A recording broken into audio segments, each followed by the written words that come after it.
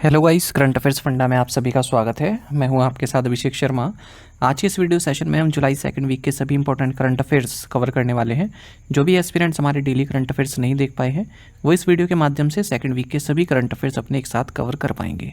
Session की शुरुआत करने से पहले आप सभी को बताना चाहूँगा, यदि आप हमारे daily current affairs PDF, weekly PDF, monthly PDF और हर महीने के banking and economic awareness PDF चाहते हैं तो करंट अफेयर्स फंडा का वन मेंबरशिप प्लान आप ज्वाइन कर सकते हैं, जिसका लिंक आपको वीडियो के डिस्क्रिप्शन में या फिर फर्स्ट कमेंट में मिल जाएगा।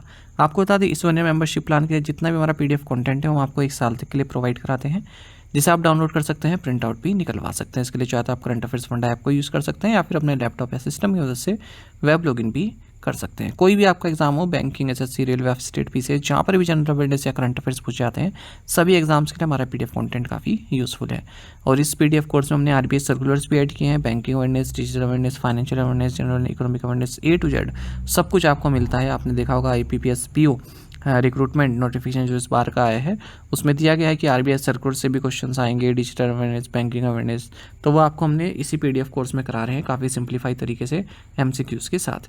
तो ये कोर्स आपको हमारे करंट अफेयर्स फंड ऐप पर मिल जाएगा। ऐप का लिंक वीडियो के डिस्क्रिप्शन में दिया गया है, फर्स्ट कमेंट में भी पिन कर दिया गया है। तो लिंक पर क्लिक कीजिए, ऐप को इंस्टॉल कीजिए, लॉगिन करने के बाद ये कोर्स आप एक्सेस कर पाएंगे। फिर भी कोई डाउट अगर आपका रहता है तो हमारा कस्टमर केयर नंबर है 8448169188, इस पर आप कॉल कीजिए या फिर व्हाट्सएप करके भी जानकारी प्राप्त कर सकते हैं। तो बिना किसी देरी के शुरुआत करेंगे इस वीडियो सेशन की। India ranks as the fourth most equal country in the world according to the Gini index. Gini सूचकांक के अनुसार भारत विश्व में चौथा सर्वाधिक समानता वाला देश है। देखिए, आप इस लिस्ट में देख सकते हैं top 10 most equal countries in the world, यानी कि इनकम के हिसाब से इंडिविजुअल कितना पैसा डिस्ट्रीब्यूटेड है।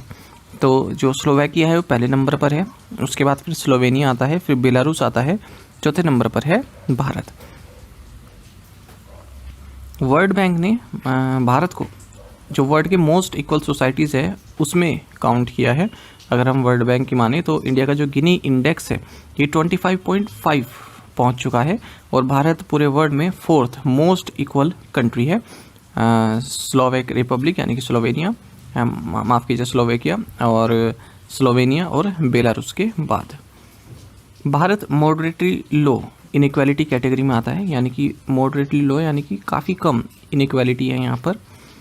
और गिनी स्कोर्स 25 से 30 के बीच में आता है अगर आप मॉडरेटली लो कंट्री में है, और कुछ ही फ्रैक्शन अवे है भारत लो इनइक्वालिटी ग्रुप को ज्वाइन करने में, जिसमें कि स्लोवेक रिपब्लिक और स्लोवेनिया और बेलारूस हैं।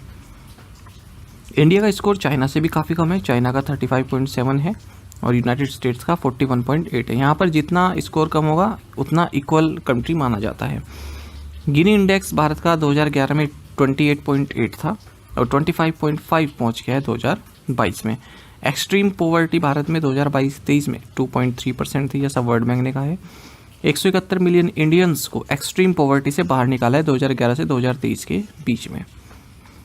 अब ऐसे लोग जो $2.15 पर डे से कम की इनकम में रह रहे हैं, ठीक है, ऐसे लोग जून 2025 तक 16.2 2011-12 में थे और घटकर अब 2.3% हो चुके हैं 2022-23 में।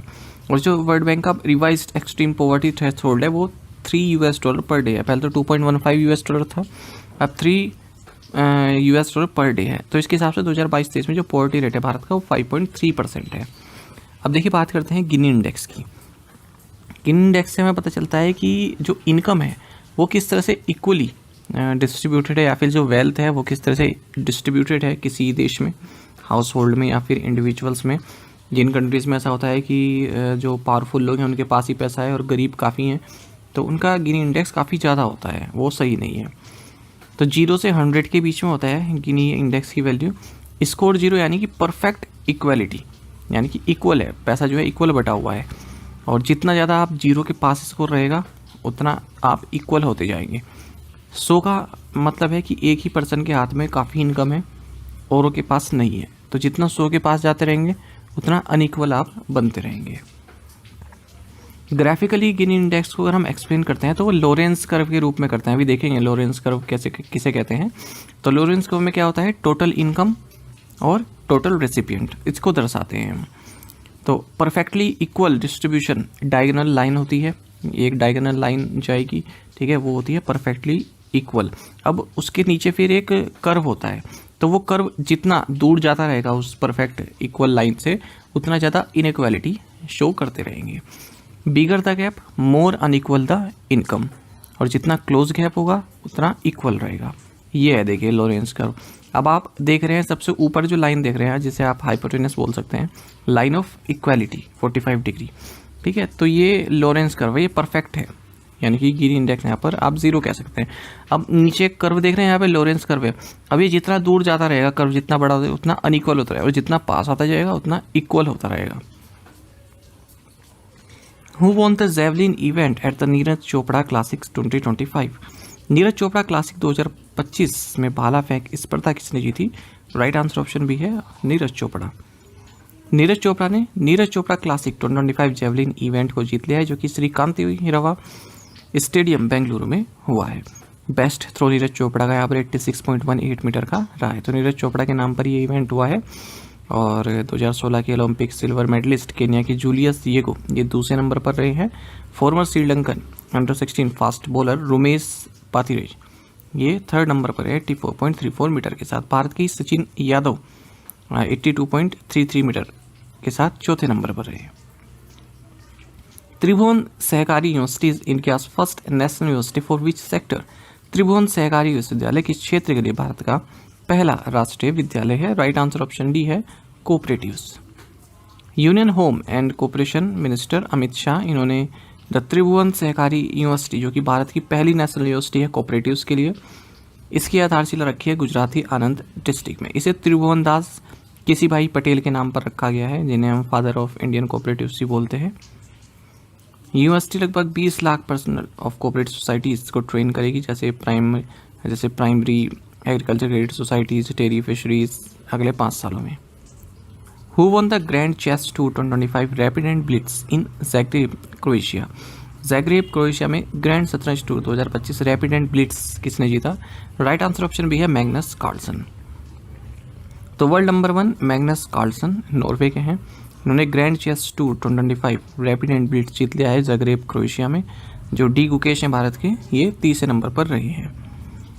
और कार्लसन ने जो लोकल प्लेयर हैं यहीं के इवान सारिकिन को फाइनल मैच में हराया है। और इनका 6 ग्रैंड चेस टूर 2025 मतलब 6 इनका ये टाइटल है grand chess tour rapid and blitz का। इससे पहले हमने देखा है डी गुकेश ने रैपिड टाइटल जीता था। देखिए जो रैपिड है और ब्लिट्स है अलग अलग गेम होते हैं, ठीक है। तो रैपिड में डी गुकेश ने काफ़ी अच्छा किया, पहले नंबर पर रहे।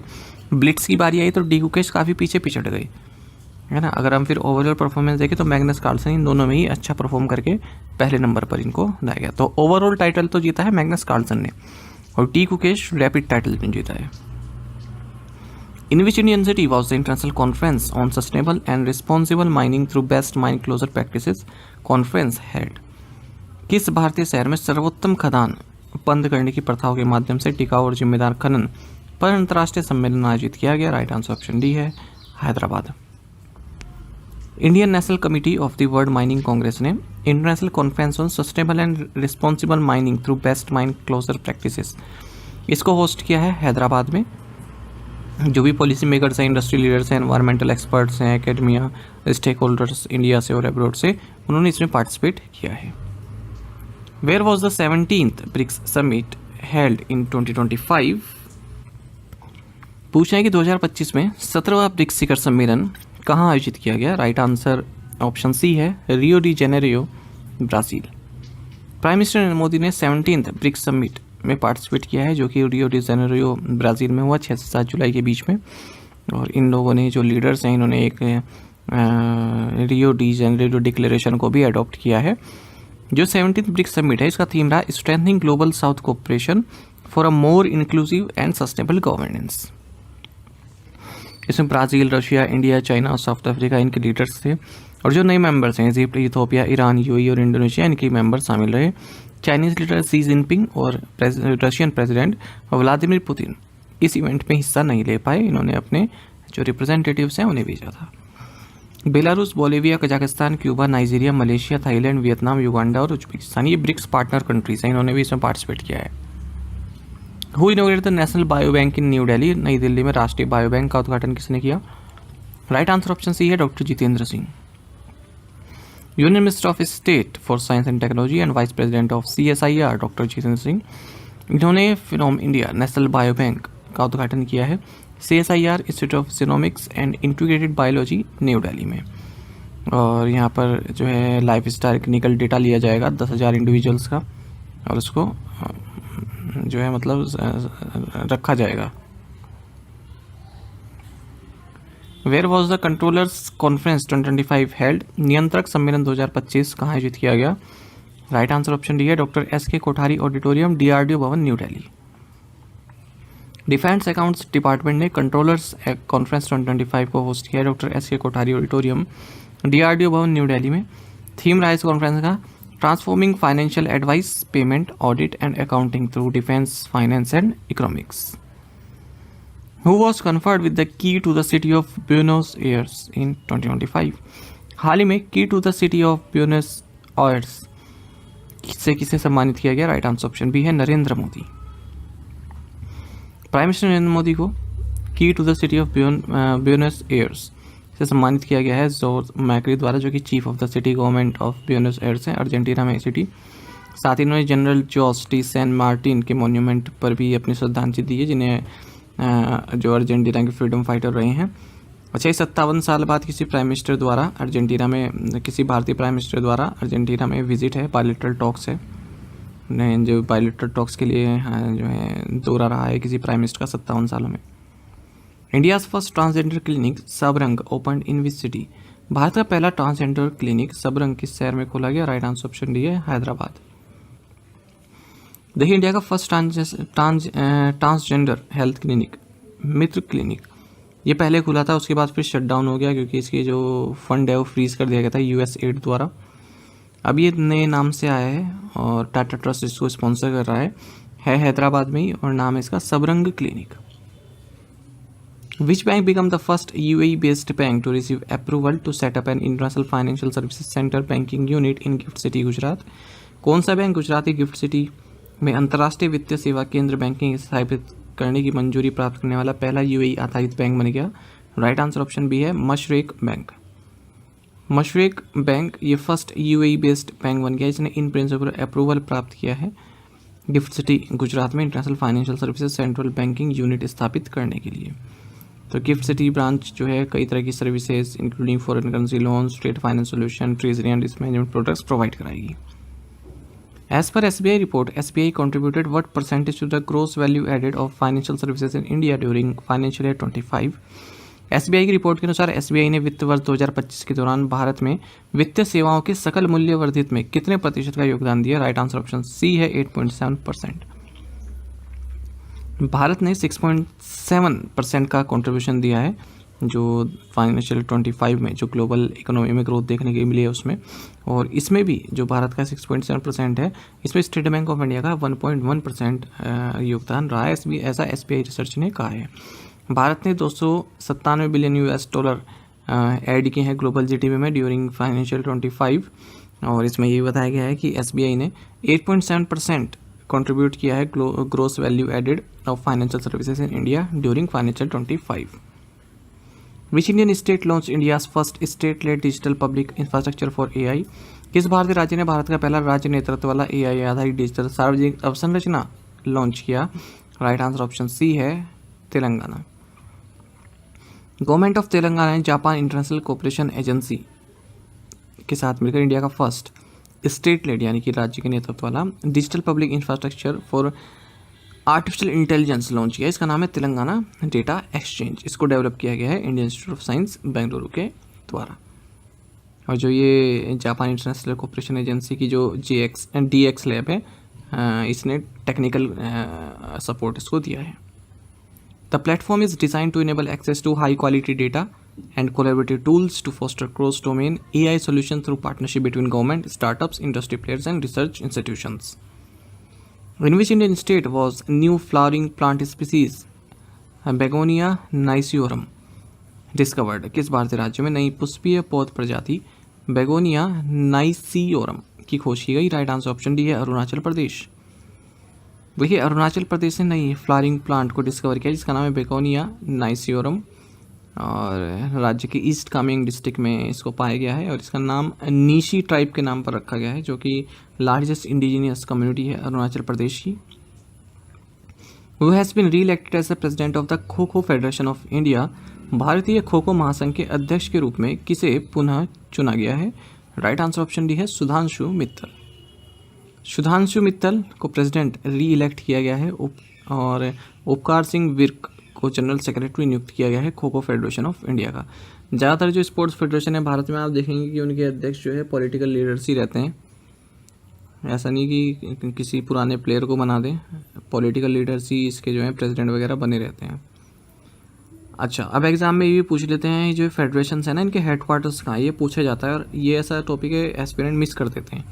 तो कुछ के मैंने लिखे हैं, आप याद रखिएगा। जैसे न्यू दिल्ली में एथलेटिक फेडरेशन ऑफ इंडिया का हेडक्वार्टर है, ऑल इंडिया फुटबॉल फेडरेशन का है, खो खो फेडरेशन ऑफ इंडिया का है, हॉकी इंडिया का है, बैडमिंटन एसोसिएशन ऑफ इंडिया का है, रेसलिंग फेडरेशन ऑफ इंडिया का है, बॉक्सिंग फेडरेशन ऑफ इंडिया का है, table tennis federation of India में न्यू दिल्ली में।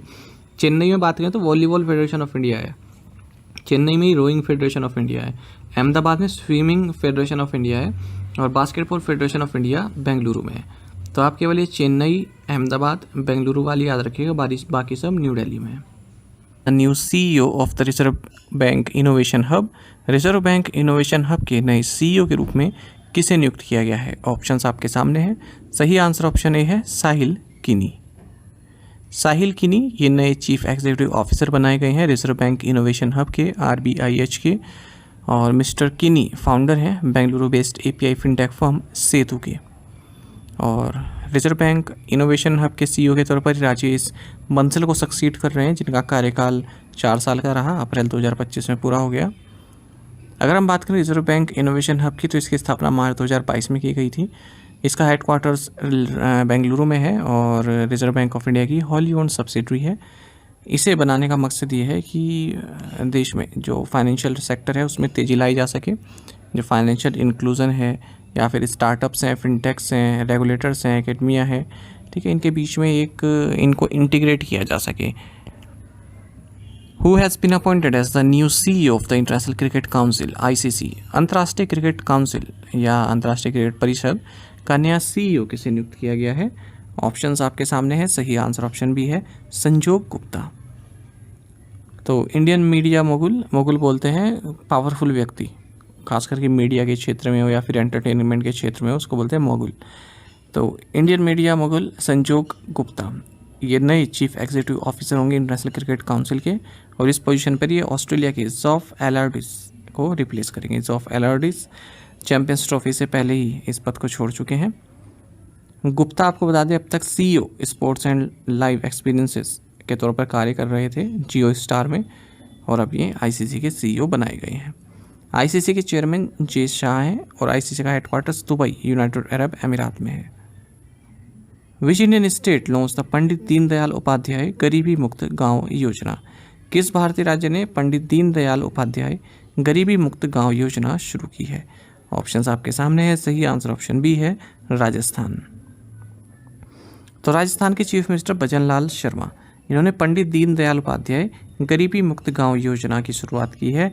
राज्य से जो रूरल पॉवर्टी है उसको एलिमिनेट करना इस योजना का मकसद है। तो इसी स्कीम के तहत 5000 विलेज को पहले फेज़ में सिलेक्ट किया गया है, और ऐसे लोग मतलब इस योजना के लिए 1300 करोड़ रुपए अलग से रखे गए हैं, ताकि जो below poverty line BPL families हैं उनको सपोर्ट किया जा सके। तो जो BPL फैमिलीज़ हैं उनको सपोर्ट प्राप्त होगा सरकार की ओर से, ताकि वो सेल्फ रिलायंट बन सके।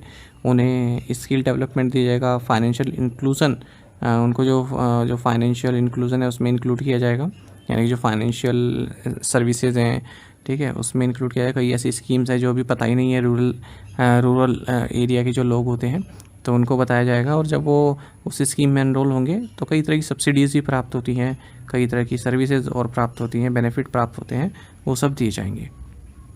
विच Indian state has launch the मुख्यमंत्री वृंदावन ग्राम योजना। किस भारतीय राज्य ने मुख्यमंत्री वृंदावन ग्राम योजना शुरू की है? राइट आंसर ऑप्शन डी है मध्य प्रदेश। तो मध्य प्रदेश कैबिनेट मीटिंग जिसकी अध्यक्षता चीफ मिनिस्टर मोहन यादव ने की, इन्होंने मुख्यमंत्री वृंदावन ग्राम योजना के इम्प्लीमेंटेशन को अप्रूव कर दिया है, ताकि विलेजेस को सेल्फ रिलायंट बनाया जा सके। तो इस स्कीम के तहत हर एक डिस्ट्रिक्ट से एक विलेज को सिलेक्ट किया जाएगा जिसकी मिनिमम पॉपुलेशन 2000 हो और एटलीस्ट वहाँ पर 500 कैटल हों। इनको वृंदावन ग्राम्स के तौर पर डेवलप किया जाएगा। सेल्फ सफिशिएंसी यहाँ पर स्थापित करने की कोशिश की जाएगी और इस स्कीम में cow rearing, dairy development, environmental conservation, organic farming, water conservation, solar energy, pasture development, infrastructure development, rural entrepreneurship, livelihood generation, ये सभी इंक्लूड रहने वाले हैं। What is the data throughput capacity of the Saksham 3000 switch cum router launched by Minister of State Dr. Pemmasani Chandrashekhar? राज्य मंत्री doctor Pemmasani Chandrashekhar द्वारा launch किए गए सक्षम 3000 स्विच कम राउटर की डेटा थ्रूपुट क्षमता कितनी है? राइट आंसर ऑप्शन सी है 25.6 टेराबिट्स पर second. Minister of state for communications and rural development doctor Pemmasani Chandrasekhar, इन्होंने एक हाई स्पीड सक्षम 3000 स्विच कम राउटर लॉन्च किया है और 25.6 टेराबिट पर सेकेंड थ्रूपुट जो है इसकी क्षमता है और सी डॉट टेली कैंपस में इसको लॉन्च किया गया है। ठीक है, और इसमें हम ये भी देख सकते हैं कि इस डिवाइस में 32 पोर्ट्स को इस सपोर्ट करता है, यानी कि 400 गीगाबिट्स के, और जो ईथरनेट स्पीड है वो 1 गीगाबिट से 400 गीगाबिट्स तक चल सकती है। Ultra low latency, wire speed processing और मॉड्यूलर CROS ऑपरेटिंग सिस्टम को ये सपोर्ट करता है। काफ़ी वर्सटाइल सॉल्यूशन है। Which Indian company backed order from France based surveyor for supply of 30 सीमेरा 200 anti drone system?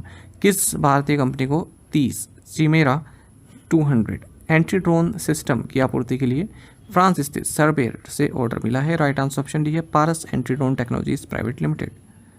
तो Paras anti drone technologies private limited जो कि सब्सिडरी है Paras defence and space technology की, इसे फ्रांस बेस्ड एक यूरोपियन काउंटर UAV कंपनी है सर्वेव, इससे ऑर्डर मिला है कि ये 30 सीमेरा 200 सिस्टम्स प्रोवाइड कराएगा। तो वो जो ड्रोन अटैक होता है, स्वार्म ड्रोन थ्रेट्स होते हैं, उससे निपटने के लिए बनाया गया है। 22 करोड़ की ये डील है। एक और न्यूज़ देखेंगे इसी तरह की, defence equipment manufacturer SMPP limited, इसे 300 करोड़ का ऑर्डर प्राप्त हुआ इंडियन आर्मी से। ये bullet proof jackets, advance ballistic helmets Indian army के लिए प्रोवाइड कराएगा। India signed an undersea surveillance pact with which country? Bharat ने किस देश के साथ समुद्री निगरानी समझौते पर हस्ताक्षर किए हैं? ऑप्शंस आपके सामने हैं। सही आंसर ऑप्शन सी है ऑस्ट्रेलिया। तो भारत और ऑस्ट्रेलिया ने अंडरसी सर्विलेंस पैक्ट साइन किया है ताकि सबमरीन्स और ऑटोनोमस अंडर वाटर व्हीकल्स को ट्रैक किया जा सके, डिटेक्ट किया जा सके। और ये एग्रीमेंट 3 साल का जॉइंट रिसर्च प्रोजेक्ट है defence science and technology groups information sciences division और defence research and development organisation का जो DRDO का जो naval physics and oceanography laboratory है, इन दोनों के बीच में एक 3 साल का जॉइंट रिसर्च प्रोजेक्ट है, उसी का ये हिस्सा है ये pact. Which organisation release the report title chemical industry powering India's participation in global value chains? किस संगठन ने रसायन उद्योग वैश्विक मूल्य श्रृंखलाओं में भारत की भागीदारी को सशक्त बनाना शीर्षक से रिपोर्ट जारी की है? राइट आंसर ऑप्शन डी है नीति आयोग। तो नीति आयोग ने एक रिपोर्ट जारी की है जिसका टाइटल है chemical industry powering India's participation in global value chains GVC। तो इंडिया का जो केमिकल सेक्टर है उसके बारे में एक्सटेंसिव एनालिसिस इसमें किया गया है, क्या क्या अपॉर्चुनिटीज़ हैं, क्या क्या चैलेंजेस हैं इंडिया के केमिकल सेक्टर में, ये बताया गया है, और किस तरह से हम एक ग्लोबल लीडर बन सकते हैं केमिकल मार्केट्स में, ये बताया गया है। जो ग्लोबल केमिकल वैल्यू चेन है उसमें भारत का केवल 3.5% शेयर है। केमिकल ट्रेड डिफिसिट भारत की $31 बिलियन की है 2023 तक की अगर हम बात करें, यानी हम काफ़ी डिपेंड करते हैं जो केमिकल्स है उसको इंपोर्ट करने में। भारत $1 ट्रिलियन का केमिकल सेक्टर बन जाएगा और 12% ग्लोबल वैल्यू चेन्स अटेन कर लेगा 2040 तक, ऐसा इस रिपोर्ट में बताया गया है। Which Indian ministry rejoined the Unicode consortium as a supporting member in 2025? कौन सा भारतीय मंत्रालय 2025 में सहायक सदस्य के रूप में यूनिकोड कंसोर्टियम में फिर से शामिल हो गया? राइट आंसर ऑप्शन डी है ministry of Electronics and Information technology. Ministry of Electronics and Information technology ने यूनिकोड कंसोर्टियम को रिजॉइन कर लिया है सपोर्टिंग मेंबर के तौर पर। जो एक कंसोर्टियम और जो इसकी टेक्निकल बॉडी होती है, जो भी टेक्स्ट और इमोजीज हम देखते हैं इंटरनेट पर शेयर किए जाते हैं, ठीक है, तो उनको हैंडल करती है और इंश्योर करती है कि वर्ड में चाहे वो इंडियन लैंग्वेज हो या फिर और लैंग्वेजेस हो, ठीक है, और वो लोगों के बीच में समझ में आई जा सके अलग अलग तरीके से, इमोजीज वगैरह जैसे हम देखते हैं। पहले भी भारत इसका मेंबर रह चुका है 2000 से 2019 के बीच में, फिर 2021 में भी रहा। Which Indian state has recently become the third to cross the 1 crore mark in registered stock market investors. हाल ही में कौन सा भारतीय राज्य पंजीकृत शेयर बाजार निवेशकों में 1 करोड़ का आंकड़ा पार करने वाला तीसरा राज्य बन गया? राइट आंसर ऑप्शन बी है गुजरात। देखिए, भारत में जो स्टॉक मार्केट से संबंधित जो नंबर ऑफ़ पीपल हैं वो बढ़ ही रहे हैं। जैसे जैसे लोगों को पता चल रहा है, अब डीमैट अकाउंट बनाना भी आसान हो गया है, और इन्वेस्टमेंट के भी आप कई वीडियोस देखते हैं यूट्यूब पर। तो लोग अब जो है ओपन माइंड हो रहे हैं इस सेक्टर में और पैसा लगा रहे हैं। और गुजरात तीसरा भारतीय राज्य बनेगा, इसने 1 करोड़ मार्क क्रॉस कर लिया है। अगर हम रजिस्टर्ड इन्वेस्टर्स की बात करें, इससे पहले महाराष्ट्र और उत्तर प्रदेश में भी ये आंकड़ा पार हो चुका है। इन तीनों स्टेट्स की बात करें, इन तीनों स्टेट्स में मिलाकर 36% जो टोटल इन्वेस्टर बेस है हमारे देश में, वो इन तीनों कंट्रीज़ में ही है, इन तीनों देशों में ही है, माफ़ कीजिएगा। Which two organizations have signed an MOU to develop India's first parametric weather derivatives? Bharat के पहला पैरामेट्रिक मौसम व्युत्पन्न विकसित करने के लिए किन दो संगठनों ने एक समझौता ज्ञापन पर हस्ताक्षर किए हैं? राइट आंसर ऑप्शन बी है IMD एंड NCDEX। तो इंडिया मेट्रोलॉजिकल डिपार्टमेंट और national commodity and derivatives exchange, इन्होंने एक MOU साइन किया है जिसके तहत ये इंडिया का फर्स्ट पैरामेट्रिक वेदर डेरिवेटिव्स तैयार करेंगे। अब इसका मतलब क्या हुआ? पैरामेट्रिक वेदर डेरिवेटिव्स मतलब देखिए, जो इंडियन मेट्रोलॉजिकल डिपार्टमेंट है ये तो मौसम पूर्वानुमान बता देगा। जो national commodity and derivatives exchange है, ये एक फाइनेंशियल प्रोडक्ट को डेवलप करेगा जिसे किसान बाय कर सकते हैं। तो इसमें क्या होगा, जैसे हम तो इंश्योरेंस लेते हैं कि हमारी फसल ख़राब होगी तो इंश्योरेंस वगैरह लेते हैं, ठीक है, एग्रीकल्चर में किसान वगैरह। तो इस प्रोडक्ट में क्या होगा, मान लीजिए कोई कंडीशन है कि अगर रेन 40 mm से कम की हुई किसी क्षेत्र में तो हर किसान को 15,000 रुपये मिलेंगे या फिर 20,000 रुपये मिलेंगे। अगर मान लीजिए 40 mm से कम नहीं हुई, मान लीजिए 60 mm से कम हुई, ठीक है, तब वो फंड नहीं प्राप्त होगा। तो इस तरह का एक फाइनेंशियल प्रोडक्ट बनाया जा रहा है, किसी तरह का लॉस हो, ठीक है। मान लीजिए कोई सीज़न चल रहा है, बरसात का सीज़न चल रहा है, अब उन्होंने एक डेरिवेटिव लिया किसानों ने कि अगर इस क्षेत्र में भूस्खलन आया तो हमें 30,000 रुपये का जुर्माना चाहिए, ठीक है। तो प्रोडक्ट उन्होंने खरीद दिया, फाइनेंशियल प्रोडक्ट। लेकिन अगर ऐसा नहीं हुआ तो उनको कोई कंपनसेशन नहीं मिलेगा। IMD के director general doctor Mrityunjay Mohapatra हैं। Which Indian actor has been named among the honorees for the Hollywood walk of fame class of 2026? किस भारतीय अभिनेता या अभिनेत्री को Hollywood walk of fame class 2026 के लिए नामित किया गया है? राइट आंसर ऑप्शन डी है Deepika Padukone. Actor Deepika Padukone first Indian बनी है जिन्हें हॉलीवुड वॉक ऑफ फेम में इंक्लूड किया गया है मोशन पिक्चर्स कैटेगरी में 2026 के लिए। और जैसे एमिली ब्लंट हैं, तिमोथी सैलामेट हैं, रैमिक मैलेक हैं, रेचल मैकएडम्स हैं, स्टैनली टुकी हैं, तो इन एक्टर्स के साथ इन्हें शामिल किया गया है। बाकी आप जानते ही हैं कि ये कई लग्जरी ब्रांड्स की ब्रांड एम्बेसडर जैसे लुई वेटन और कार्टियर फर्स्ट इंडियन एम्बेसडर हैं इन ब्रांड्स की। Which Indian student has been selected as a commonwealth youth peace ambassador? किस भारतीय छात्र को राष्ट्रमंडल युवा शांति राजदूत के रूप में चुना गया है? राइट आंसर ऑप्शन डी है Sukanya Sonowal. Indian Institute of technology Guwahati की स्टूडेंट है सुकन्या सोनोवाल। इन्हें कॉमनवेल्थ यूथ पीस एम्बेसडर के तौर पर नियुक्त किया गया है, ठीक है। और Commonwealth youth peace ambassador network की बात करें तो युवाओं द्वारा नेतृत्व वाला एक इनिशिएटिव है। 56 मेंबर नेशंस में ये ऑपरेट करता है पीस, रेस्पेक्ट और अंडरस्टैंडिंग को प्रमोट करने के लिए। What is the name of the newly discovered garcinia species in Assam? Assam में नई खोजी की गार्सिनिया प्रजाति का नाम क्या है? राइट आंसर ऑप्शन बी है गार्सिनिया कुसुमे। हाल ही में बोटनिस्ट ने नई गार्सिनिया स्पीसीज डिस्कवर की है आसाम में, उसका नाम रखा है गार्सिनिया कुसुमे, ठीक है। और थोईकोरा इसको बोलते हैं एसमीस में। ये लार्जेस्ट जीनस है फैमिली क्लूसियासी का। 414 species of shrubs and trees इसमें होती हैं। Which Indian ship building company signed an MOU with south Korea's ST Korea ship building and offshore engineering? किस भारतीय जहाज निर्माण कंपनी ने दक्षिण कोरिया की ST Korea ship building and offshore engineering के साथ एक समझौता ज्ञापन पर हस्ताक्षर किए? राइट आंसर ऑप्शन बी है कोचिन शिपयार्ड लिमिटेड। तो ship builder Cochin shipyard limited ने एक MOU साइन किया है HD Korea ship building and offshore engineering corporation limited south Korea के साथ। और दोनों ही जो कंपनीज हैं ये ship building and maritime development में साथ में कार्य करेंगी। What new system has the UAE government introduced for obtaining the golden visa? संयुक्त अरब अमीरात सरकार ने हाल ही में गोल्डन वीज़ा प्राप्त करने के लिए किस नई प्रणाली की शुरुआत की है? राइट आंसर ऑप्शन सी है, माफ़ कीजिएगा यहाँ पर डी लिखा है ना, सी है option, nomination based visa system.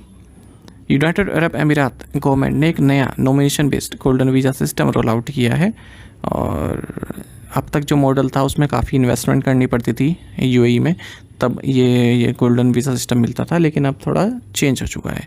इस पॉलिसी के तहत जो इंडियंस हैं या फिर बांग्लादेश के सिटीजन्स हैं वो वीज़ा प्राप्त कर सकते हैं सिंपली 1 लाख यूएई दिरहम देकर, जो आप 23.3 लाख रुपीस भी कह सकते हैं। इससे पहले यूएई रेजिडेंसी पाने के लिए कम से कम 2 मिलियन यूएई दिरहम या फिर 4.66 करोड़ रुपीस देने पड़ते थे, इन्वेस्ट करने पड़ते थे प्रॉपर्टी में। अच्छा, एप्लीकेंट्स यहाँ पर जो है ना नॉमिनेशन बेस्ड ये वीज़ा प्राप्त होगा, हर किसी को नहीं मिल सकता। अब मान लीजिए कोई टीचर है या फिर यूट्यूबर है, कोई टीचर है 15 साल से ज़्यादा का एक्सपीरियंस है, यूट्यूबर है, पॉडकास्टर है, ई स्पोर्ट्स प्रोज हैं, ठीक है, या फिर येस्ट ऑनर हैं, science education innovation digital media के क्षेत्र में कार्य कर रहे हैं, तो उनको कोई नॉमिनेट करेगा इस वीज़ा के लिए, तब उनको प्राप्त होगा। मान लीजिए कोई टीचर है, 15 साल से ज़्यादा का एक्सपीरियंस है, भारत से है, और अच्छा उसका कम्युनिकेशन स्किल है, नॉलेज अच्छी है, तो यूएई गवर्नमेंट उसको नॉमिनेट करेगा कि इसे भी ये वीज़ा मिलना चाहिए, तब जाकर उसे ये वीज़ा प्राप्त होगा, ठीक है। Which country conferred PM Narendra Modi with its highest civilian award grand collar of the national order of the southern cross? किस देश ने प्रधानमंत्री नरेंद्र मोदी को अपने सर्वोच्च नागरिक सम्मान grand collar of the national order of the southern cross से सम्मानित किया है? ऑप्शंस आपके सामने हैं, सही आंसर ऑप्शन ए है, ब्राज़ील। तो प्राइम मिनिस्टर नरेंद्र मोदी ने ब्राज़ील का जो हाईएस्ट सिविलियन अवार्ड है grand collar of the national order of the southern cross ये प्राप्त किया है, और ये ऑनर इन्हें ब्राज़ील के प्रेसिडेंट लुइस इनेसियो लूला डा सिल्वा द्वारा दिया गया है। प्राइम मिनिस्टर नरेंद्र मोदी का जो कंट्रीब्यूशन रहा है ब्राज़ील और भारत के संबंधों को आगे बढ़ाने के लिए, उसी को रिकॉग्नाइज किया गया है। प्राइम मिनिस्टर को दिया गया ये 26वां इंटरनेशनल ऑनर है, जो किसी फॉरेन गवर्नमेंट द्वारा दिया गया है मई 2014 के बाद से अगर हम बात करें। और इससे पहले प्राइम मिनिस्टर नरेंद्र मोदी को order of the Republic of Trinidad and Tobago से भी सम्मानित किया गया, और ये अवार्ड पहली बार ट्रिनिडाड एंड टोबैगो ने किसी फॉरेन लीडर को पहली बार दिया है। After the inclusion of Colombia and Uzbekistan what is the total membership of the new development bank? Colombia और उज्बेकिस्तान को शामिल करने के बाद न्यू डेवलपमेंट बैंक की कुल सदस्यता कितनी है, कितने कुल सदस्य हो चुके हैं? राइट आंसर ऑप्शन सी है, 11। तो कोलंबिया एंड उज्बेकिस्तान इन दोनों ने ही न्यू डेवलपमेंट बैंक को ज्वाइन कर लिया है। इसे ब्रिक्स बैंक भी कहते हैं क्योंकि ब्रिक्स कंट्रीज़ द्वारा इसकी स्थापना की गई थी, और ये अनाउंसमेंट की गई है जो एनडीबी की प्रेसिडेंट हैं दिल्मा रोसेफ, इनके द्वारा रियो डी जेनेरियो ब्राज़ील में। तो अब टोटल मेंबरशिप कितनी हो गई है न्यू डेवलपमेंट बैंक में? 11। तो Brazil, Russia, India, China, South Africa ये तो पहले से है, बांग्लादेश, यूनाइटेड अमीरात, इजिप्ट, अल्जीरिया, और इनके बाद अब कोलंबिया एंड उज्बेकिस्तान। अगर हम बात करते हैं इस ब्रिक्स बैंक या फिर न्यू डेवलपमेंट बैंक की, इसका हेडक्वार्टर संघाई में है। 2015 में इसकी स्थापना की गई थी ब्रिक्स कंट्रीज़ द्वारा, ब्राज़ील, रशिया, इंडिया, चाइना और साउथ अफ्रीका द्वारा। तो जो भी डेवलपिंग कंट्रीज़ है या फिर और एमर्जिंग मार्केट इकोनॉमीज़ हैं, तो उनका इंफ्रास्ट्रक्चर या फिर सस्टेनेबल डेवलपमेंट प्रोजेक्ट्स के लिए फाइनेंस की सुविधा प्रोवाइड कराता है। Who has recently become the first female president of Suriname? हाल ही में सूरीनाम की पहली महिला राष्ट्रपति कौन बनी है? ऑप्शंस आपके सामने हैं, सही आंसर ऑप्शन डी है, जेनिफर गिरलिंग्स साइमंस। सूरीनाम जिससे कैपिटल पैरामैरिबो है, इन्होंने जेनिफर गिरलिंग्स साइमंस को अपना पहली फीमेल प्रेसिडेंट नियुक्त किया है, और फिजिशियन है ये बाय प्रोफेशन। ये रिप्लेस कर रही है इस पद पर चंद्रिका प्रसाद संतोखी को। सूरीनाम आपको बता दें अफ्रीका में नहीं है, साउथ अमेरिका में है, और स्मॉलेस्ट कंट्री है साउथ अमेरिका की, अगर हम पॉपुलेशन वाइज देखें या फिर टेरिटरी वाइज देखें। According to the Traction report, India ranks at which position globally in the fintech startup ecosystem? Traction report के अनुसार फिनटेक स्टार्टअप इकोसिस्टम में भारत विश्व स्तर पर किस स्थान पर है? ऑप्शंस आपके सामने हैं, सही आंसर ऑप्शन बी है, 3rd। देखिए Bharat 3rd largest fintech startup ecosystem है पूरे वर्ल्ड में, यूएस एंड द यूके के बाद, ऐसा ट्रैक्शन ने कहा है, जो कि one of the world's largest platforms है स्टार्टअप्स को ट्रैकिंग करने के लिए, प्राइवेट कंपनीज को ट्रैक करने के लिए। अच्छा, जो फिनटेक इकोसिस्टम है भारत में, इसने 889 मिलियन US डॉलर रेस किए हैं जनवरी से जून के पीरियड में।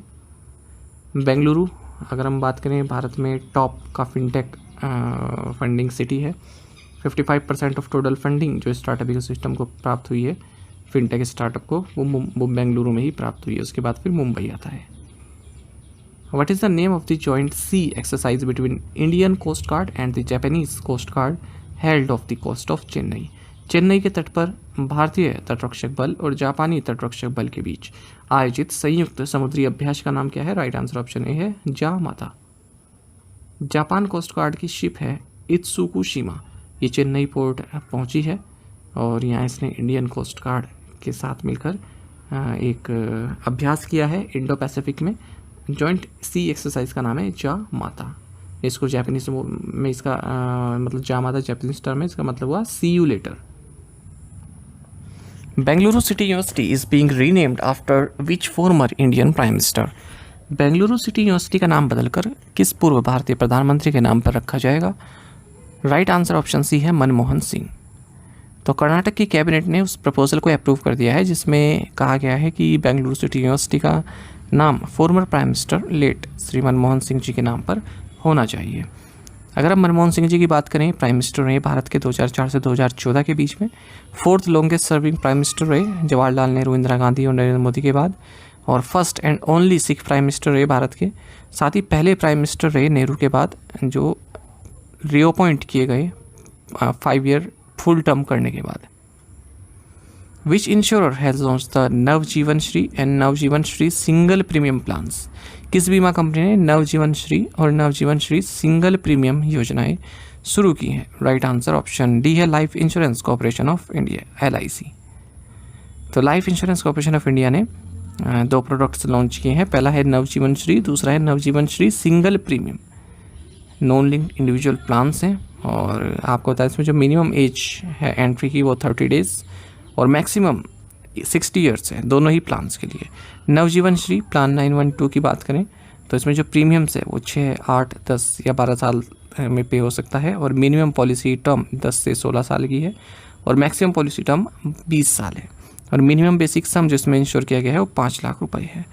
सिंगल प्रीमियम नवजीवन श्री की बात करें तो इसमें मिनिमम पॉलिसी टर्म 5 साल का है, मैक्सिमम 20 साल का, मिनिमम बेसिक सम जो एश्योर्ड है वो 1 लाख रुपए का है। Which private Indian company is set to offer SATCOM services using a locally made satellite? कौन सी निजी भारतीय कंपनी स्थानीय स्तर पर निर्मित उपग्रह का उपयोग करके SATCOM सेवाएं प्रदान करेगी? राइट आंसर ऑप्शन डी है अनंत टेक्नोलॉजीज। तो देखिए पहली बार एक private Indian company SATCOM services provide कराने जा रही है लोकली मेड सैटेलाइट को यूज़ करके देश भर में। अनंत टेक्नोलॉजीज इसका नाम है और इसे जो हमारे यहाँ स्पेस रेगुलेटर है Indian national space promotion and authorise centre यानी कि इन स्पेस, इससे ऑथराइजेशन भी प्राप्त हो चुका है ब्रॉडबैंड फ्रॉम स्पेस प्रोवाइड कराने के लिए 2028 से।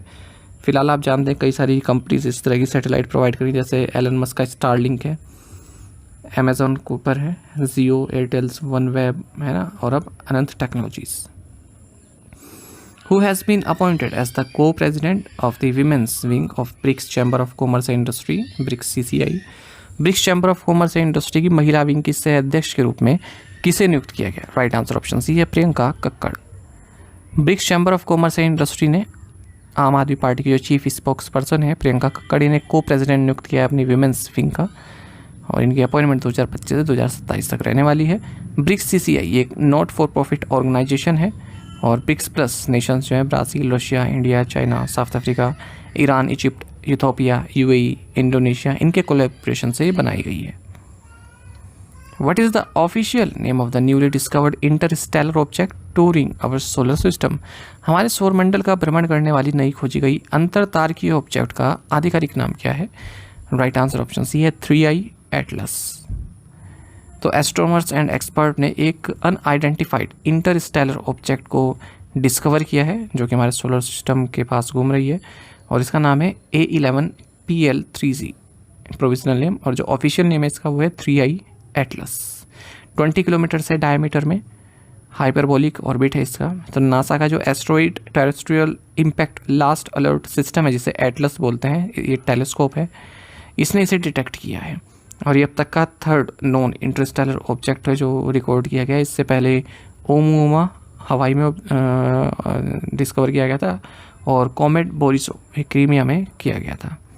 इंटरस्टेलर ऑब्जेक्ट की बात करें तो नेचुरल ऑब्जेक्ट होते हैं, हमारे सोलर सिस्टम के बाहर होते हैं और हमारे सोलर सिस्टम से होकर गुजरते हैं, ठीक है। और रॉकी एस्ट्रॉइड हो सकते हैं, आईसी कॉमेट हो सकते हैं, मतलब हमारे सोलर सिस्टम का हिस्सा नहीं होते हैं।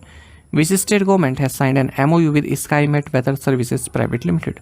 किस राज्य सरकार ने Skymet weather services private limited के साथ समझौता ज्ञापन पर हस्ताक्षर किए हैं? राइट आंसर ऑप्शन ए है उड़ीसा।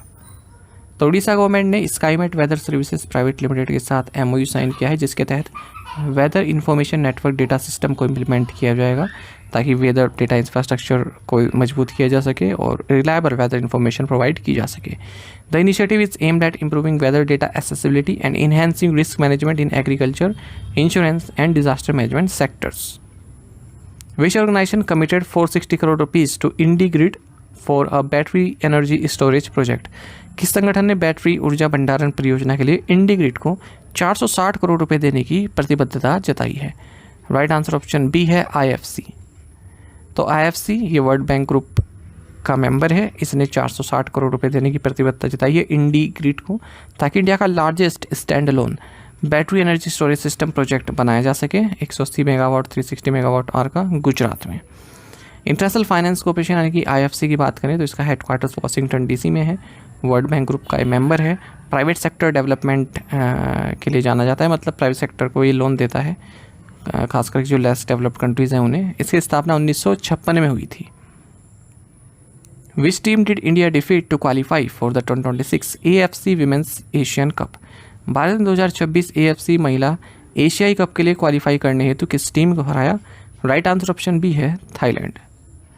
तो फुटबॉल की बात करें, भारतीय टीम ने थाईलैंड को 2-1 से हराकर AFC women's Asia cup 2026 क्वालिफायर्स group B match में हराया है और अब भारत अगले साल जो मेन इवेंट होने वाला है AFC विमेंस एशिया कप 2026 उसके लिए क्वालिफाई कर लिया है। जो 2026 का AFC विमेंस एशिया कप है 21वां एडिशन होने वाला है इस इवेंट का और ऑस्ट्रेलिया इसको होस्ट करेगा। Who has been appointed as the new president and CEO of BMW Group India? BMW Group India के नए अध्यक्ष और CEO के रूप में किसे चुना गया है? राइट आंसर ऑप्शन है Hardeep Singh Brar. BMW Group India ने हरदीप सिंह बरार को president and chief executive officer नियुक्त किया है और 1 सितंबर से इनका कार्यकाल शुरू होगा। इस पोजीशन पर ये विक्रम पावा को सक्सीड कर रहे हैं। BMW फुल फॉर्म आप देख सकते हैं, जर्मन मल्टीनेशनल मैन्युफैक्चरर है लग्जरी व्हीकल्स की, मोटरसाइकिल्स की। हेडक्वार्टर इसका म्यूनिक बावेरिया जर्मनी में है। Which Indian state has become the first to integrate an AI based TB death prediction model into its state TB elimination programme. कौन सा भारतीय राज्य अपने राज्य TB उन्मूलन कार्यक्रम में AI आधारित TB मृत्यु प्रिडिक्शन मॉडल को एकीकृत करने वाला पहला राज्य बन गया? राइट आंसर ऑप्शन सी है तमिलनाडु। तो देखिए, जो एवरेज टाइम होता है किसी TB पेशेंट को डायग्नोज करने और उसको हॉस्पिटल में एडमिट करने के लिए, तो उसको कम करने के लिए तमिलनाडु पहला राज्य बन गया है जिसने एक ऐसा मॉडल बनाया है जिससे जो TB डेथ्स हैं पेशेंट्स के तहत, ठीक है, मतलब कौन ज़्यादा प्रोन है और उसको पहचाना जा सकता है और उसको थोड़ा फास्ट किया जा सकता है उसके इलाज को। तो जो प्रिडिक्टिव मॉडल है इसको ICMR national institute of epidemiology द्वारा तैयार किया गया है। मान लीजिए कई सारे TB पेशेंट्स हैं, सबकी स्क्रीनिंग की गई, उनका डेटा इस मॉडल में डाला गया है, फिर कोई ऐप होगा या प्लेटफॉर्म होगा जो तमिलनाडु ने बनाया है, तमिलनाडु ने सरकार ने बनाया है, ठीक है। तो इसमें डाल दिया सबका डेटा, तो उससे पता चल गया कि किसका काफ़ी सीवियर हो चुका है जो TB है, ठीक है, किसको ज़रूरत है जल्दी से एडमिट करने की, किसका काम दवाई से चल जाएगा भी और किसका जल्दी से एडमिट करने की ज़रूरत है वरना वो बच नहीं पाएगा, ठीक है। TB ऐसी बीमारी अगर सही टाइम पे इलाज ना हो तो मृत्यु हो सकती है। तो इस तरह का मॉडल इन्होंने बनाया है। What was the gross GST collection in India during the fiscal year 2024-25? वित्त वर्ष 2024-25 के दौरान भारत में सकल GST संग्रह कितना था? राइट आंसर ऑप्शन बी है 22.08 lakh crore rupees.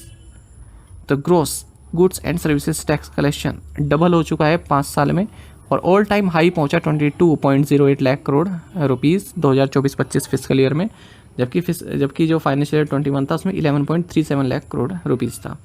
Gross GST collection highest ever level पर पहुंचा है, जैसा मैंने आपको बताया 22.08 लाख करोड़, और 9.4% ही ग्रोथ देखने को मिली है प्रीवियस फिजिकल ईयर से। Average monthly collection 1.84 lakh crore rupees रहा है फाइनेंशियल 25 में। फाइनेंशियल 24 में 1.68 लाख करोड़ था, फाइनेंशियल 22 में 1.51 लाख करोड़ रुपीज़ रहा था। 8 साल में जो number of registered tax payers हैं जीएसटी के अंडर, वो भी बढ़े हैं। तो 65 लाख 2017 में थे, 1.51 करोड़ हो चुके हैं अब। 2024-25 में जीएसटी में जो है हाईएस्ट एवर क्लोज कलेक्शन देखा गया 22.08 लाख करोड़ का। जीएसटी ने 17 लोकल टैक्सेस और 13 सेस को सब्ज्यूम कर लिया था, आप सभी जानते हैं। और monthly GST collection record high पहुंच गया 2.37 लाख करोड़ रुपीस अप्रैल 2025 में। मई 2025 में 2.01 लाख करोड़ रुपीस रहा था। What is the name of the highest civilian award given by Namibia to Prime Minister Modi? Namibia द्वारा प्रधानमंत्री मोदी को दिए गए सर्वोच्च नागरिक पुरस्कार का नाम क्या है? ऑप्शंस आपके सामने है। सही आंसर ऑप्शन डी है, order of the most ancient Welwitschia Mirabilis. Prime minister Narendra Modi को नामीबिया का highest civilian award order of the most ancient Welwitschia Mirabilis से सम्मानित किया गया है। यह अवार्ड नामीबिया की first female president Netumbo Nandi Ndaitwah द्वारा दिया गया है। ये 27th इंटरनेशनल ऑनर है, 27वां अंतर्राष्ट्रीय सम्मान है जो प्राइम मिनिस्टर मोदी को किसी फॉरेन गवर्नमेंट द्वारा दिया गया है जब से ये सत्ता में आए हैं, मई 2014 से। Which company became the first in history to reach $4 trillion market valuation? कौन सी कंपनी इतिहास में $4 ट्रिलियन के बाजार मूल्यांकन तक पहुंचने वाली पहली कंपनी बन गई है? राइट आंसर ऑप्शन बी है, एनवीडिया। एनवीडिया ने यहाँ पर इतिहास बना दिया है और फर्स्ट कंपनी बन गई है अब तक जो $4 ट्रिलियन की मार्केट वैल्यूएशन तक पहुंची है। और एप्पल, माइक्रोसॉफ्ट, ये भी और यूएस बेस्ड फर्म्स हैं जिनकी $3 ट्रिलियन से अधिक की वैल्यूएशन, पर $4 ट्रिलियन तक पहली बार कोई कंपनी पहुंची है तो वो है एनवीडिया। एनवीडिया की स्थापना 1993 में जेनसेन हुआंग जो कि प्रेसिडेंट एंड सीईओ है फिलहाल, इनके द्वारा क्रिस मैरिज ऑफ सी और कर्टिस प्रीम के द्वारा की गई थी।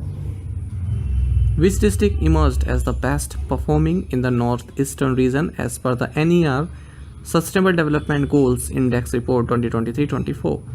NER सतत विकास लक्ष्य सूचकांक रिपोर्ट 2023-24 के अनुसार कौन सा जिला उत्तर पूर्वी क्षेत्र में सर्वश्रेष्ठ प्रदर्शन करने वाला जिला बनकर उभरा है? ऑप्शन आपके सामने है। सही आंसर ऑप्शन सी है, हनाथियल। देखिए, सेकेंड एडिशन लॉन्च किया गया है north eastern reason NER district sustainable development goals index report 2023-24 का नीति आयोग के द्वारा। इस इंडेक्स को नीति आयोग ने ministry of development of north eastern reason के साथ मिलकर और टेक्निकल सपोर्ट मिला है UNDP से तब विकसित किया है। पहला एडिशन इस इंडेक्स का 26 अगस्त 2021 को लॉन्च किया गया था और जो डिस्ट्रिक्ट्स हैं नॉर्थ ईस्टर्न रीजन के उनकी परफॉर्मेंस को मेजर किया जाता है। 8 नॉर्थ ईस्टर्न स्टेट जो हैं उनमें जो डिस्ट्रिक्ट्स हैं उनकी परफॉर्मेंस को मेजर किया जाता है सस्टेनेबल डेवलपमेंट गोल्स में किस तरह से उन्होंने प्रोग्रेस की है। तो जो कंपोजिट स्कोर्स है 101 डिस्ट्रिक्ट्स का, 101 डिस्ट्रिक्ट इसमें लिए गए हैं, तो वो 58.71 जो कि लोंगडिंग अरुणाचल प्रदेश में है सबसे कम, और 81.43 सबसे ज़्यादा हनाथियल मिजोरम का है। डिस्ट्रिक्ट को 4 कैटेगरीज में बांटा गया है। पहला है अचीवर जिनका स्कोर 100 के इक्वल है, फ्रंट रनर जिनका स्कोर 65 से 99 के बीच में है, परफॉर्मर जिसका स्कोर 50 से 65 के बीच में है, एस्पिरेंट जिनका स्कोर 50 से कम है। जितने भी डिस्ट्रिक्ट हैं मिजोरम, सिक्किम और त्रिपुरा के, ये फ्रंट रनर स्टेटस हैं। फ्रंट रनर हमने इसमें क्या देखा, जिनका स्कोर 65 से 99 के बीच में है। कोई भी डिस्ट्रिक्ट इन तीनों स्टेट में एस्पिरेंट या फिर अचीवर कैटेगरीज में नहीं आता है। मिजोरम का हाईएस्ट स्कोरिंग डिस्ट्रिक्ट पूरे एंटायर नॉर्थ ईस्टर्न रीजन में है हनाथियल, जो कि हमारे क्वेश्चन का भी आंसर है। 81.43 इसका स्कोर है। और सबसे lowest scoring district Arunachal Pradesh में है Longding 58.71। Sikkim has the narrowest range in terms of the score of the highest and lowest district. सबसे नैरो रेंज है अगर हम हाईएस्ट एंड लोवेस्ट डिस्ट्रिक्ट की बात करें तो मोस्ट कंसिस्टेंट परफॉर्मेंस बताता है सभी डिस्ट्रिक्ट्स में। Tripura has district having some of the highest scoring districts with minimum intrastate variation. Mizoram and Nagaland have some of the highest scoring districts but also exhibit variation. Who has been appointed as the new Chief Operating Officer CEO of Apple? Apple के नए मुख्य परिचालन अधिकारी के रूप में किसे नियुक्त किया गया है? राइट आंसर ऑप्शन बी है सबीर खान। देखिए एप्पल ने सबीर खान को कंपनी का चीफ ऑपरेटिंग ऑफिसर सीईओ नियुक्त किया है। और आपको बता दें एप्पल जो है एक American multinational corporation technology company है। हेडक्वार्टर इसका कुपर्टिनो कैलिफोर्निया सिलिकॉन वैली में है। स्थापना 1976 में स्टीव जॉब्स, स्टीव वॉस्नियक और रोनाल्ड वेन द्वारा की गई थी।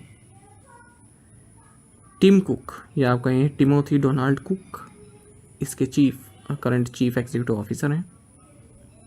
From which Indian naval ship were the user trials of extended range anti submarine rocket eraser successfully conducted? किस भारतीय नौसेना जहाज से विस्तारित रेंज एंटी सबमरीन रॉकेट का उपयोगकर्ता परीक्षण सफलतापूर्वक किया गया? राइट आंसर ऑप्शन डी है INS Kavaratti. Extended range anti submarine rocket ERASR इसका जो यूज़र ट्रायल है वो हाल ही में सक्सेसफुली कंडक्ट किया गया है INS कावरत्ती से। तो एंटी सबमरीन है यानी कि किसी सबमरीन पर हमला करने में सक्षम है ये रॉकेट। तो DRDO के armament research and development establishment Pune ने high energy materials research laboratory and naval science and technological laboratory के साथ मिलकर इसको डिज़ाइन किया है, डेवलप किया है, जो इंडियन रॉकेट लॉन्चर हैं उनके लिए, इंडियन नेवल शिप से जो रॉकेट लॉन्च करते हैं उनके लिए।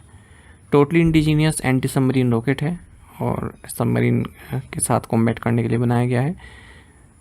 और it has twin rocket motor configuration to meet a wide spectrum of range requirements with high accuracy and consistency. इसमें indigenously developed electronic time fuse use किया गया है। भारत डायनामिक्स लिमिटेड हैदराबाद और solar defence and aerospace limited Nagpur ये production partners हैं इस ERASR rockets के। Which has become the first state to launch आधार-based face authentication for ration distribution? Ration वितरण के लिए आधार आधारित चेहरा प्रमाणीकरण शुरू करने वाला पहला राज्य कौन सा बन गया? राइट आंसर ऑप्शन डी है हिमाचल प्रदेश। तो हिमाचल प्रदेश पहला राज्य बन गया हमारे देश में जिसने आधार बेस्ड फेस ऑथेंटिकेशन यानी कि फेस आउट इसको लॉन्च किया है, जो राशन डिस्ट्रीब्यूशन होता है हर महीने जो भी बेनिफिशरीज हैं उनके लिए पब्लिक डिस्ट्रीब्यूशन सिस्टम के तहत।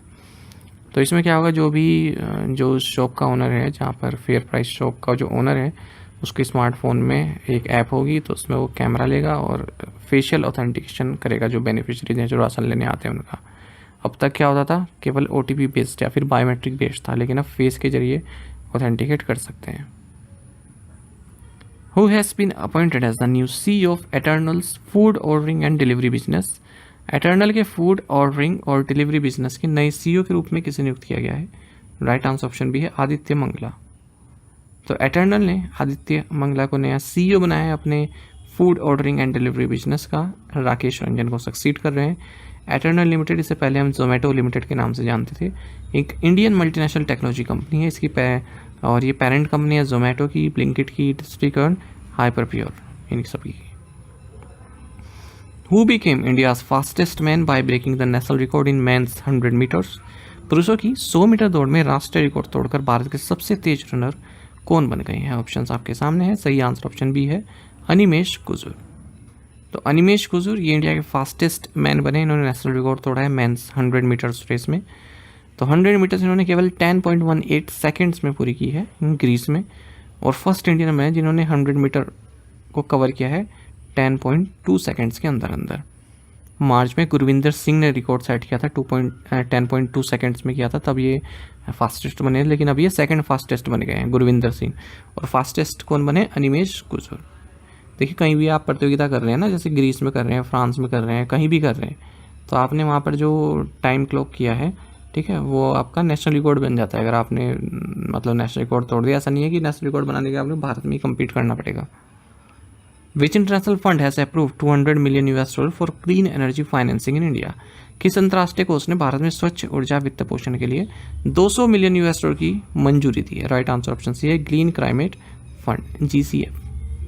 ग्रीन क्लाइमेट फंड ने $200 मिलियन का क्लीन एनर्जी फाइनेंसिंग अप्रूव कर दिया एशियन डेवलपमेंट बैंक के नेतृत्व वाले असिस्टेंस प्रोग्राम को, जो भारत में दिया जाएगा। तो funding India green finance facility को सपोर्ट करेगी, ठीक है। यानी कि पैसा तो एशियन डेवलपमेंट बैंक देगा भारत में ग्रीन एनर्जी के लिए, लेकिन जो ग्रीन क्लाइमेट फंड है उसने अप्रूव कर दिया है ये अमाउंट $200 मिलियन। देखिए जो एक ग्रीन क्लाइमेट फंड है महत्वपूर्ण है आपके लिए जानना, पूछा जाता है एग्जाम में। इसको United Nations framework convention on climate change UNFCCC के तहत स्थापित किया गया था 2010 में। और कहाँ पर स्थित है ये? सोंगदो इंचियोन, साउथ कोरिया में इसका ऑफिस है। With which organization has the Department of Empowerment of Persons with Disabilities signed an MOU for Project Inclusion? दिव्यांगजन सशक्तिकरण विभाग ने किस संगठन के साथ प्रोजेक्ट समावेशन के लिए समझौता ज्ञापन पर हस्ताक्षर किए हैं? राइट आंसर ऑप्शन सी है, श्री अरबिंदो सोसाइटी। देखिए प्रोजेक्ट इंक्लूजन के तहत department of empowerment of persons with disabilities, union ministry of social justice empowerment के तहत आता है। इसने MOU साइन किया है श्री अरबिंदो सोसाइटी के साथ न्यू दिल्ली में। इस MOU के तहत जो श्री अरबिंदो सोसाइटी है वो अपने रूपांतर प्रोग्राम के तहत जो प्रोजेक्ट इंक्लूजन है उसको इम्प्लीमेंट करने में सहायता करेगी अपने मोबाइल ऐप या फिर वेब बेस्ड प्लेटफॉर्म के जरिए। इसमें ट्रेनिंग प्रोवाइड की जाएगी, सर्टिफिकेट्स प्रोवाइड करे जाएंगे, ठीक है। टीचिंग मेथड्स एंड टूल्स सब कुछ इसमें सिखाए जाएंगे। Where was Uttar Pradesh agritech innovation hub inaugurated? Uttar Pradesh agritech innovation hub का उद्घाटन कहाँ किया गया? राइट आंसर ऑप्शन डी है, Sardar Vallabh Bhai Patel university of agriculture and technology, Meerut. तो union minister for education Dharmendra Pradhan and minister of state independent charge for the ministry of skill development and entrepreneurship and minister of state for education Jayant Chaudhary, इन दोनों ने मिलकर Sardar Vallabh Bhai Patel university of agriculture and technology Meerut Uttar Pradesh में Uttar Pradesh agritech innovation hub and the agritech startup and technology showcase का अनावरण किया है।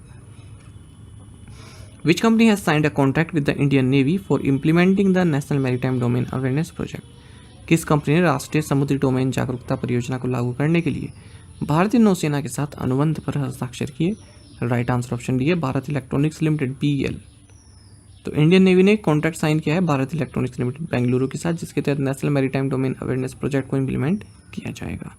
The project will bring in an integrated approach to data collection, analysis, and information sharing amongst the various maritime stakeholders.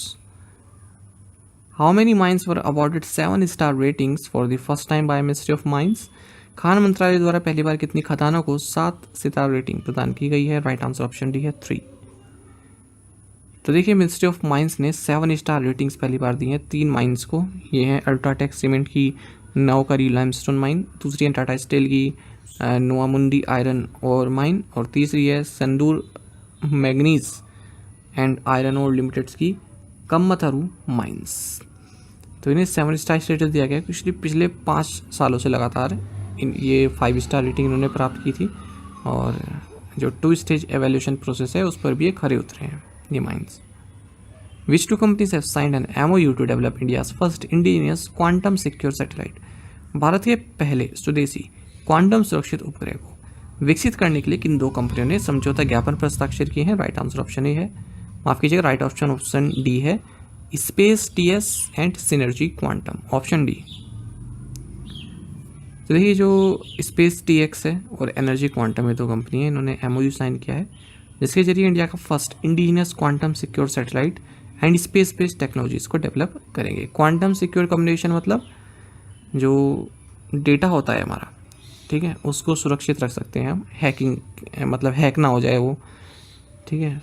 जैसे जो powerful computers होते हैं quantum computers, वो भी हमारा जो इंक्रिप्शन है उसको ना तोड़ पाएँ, ठीक है।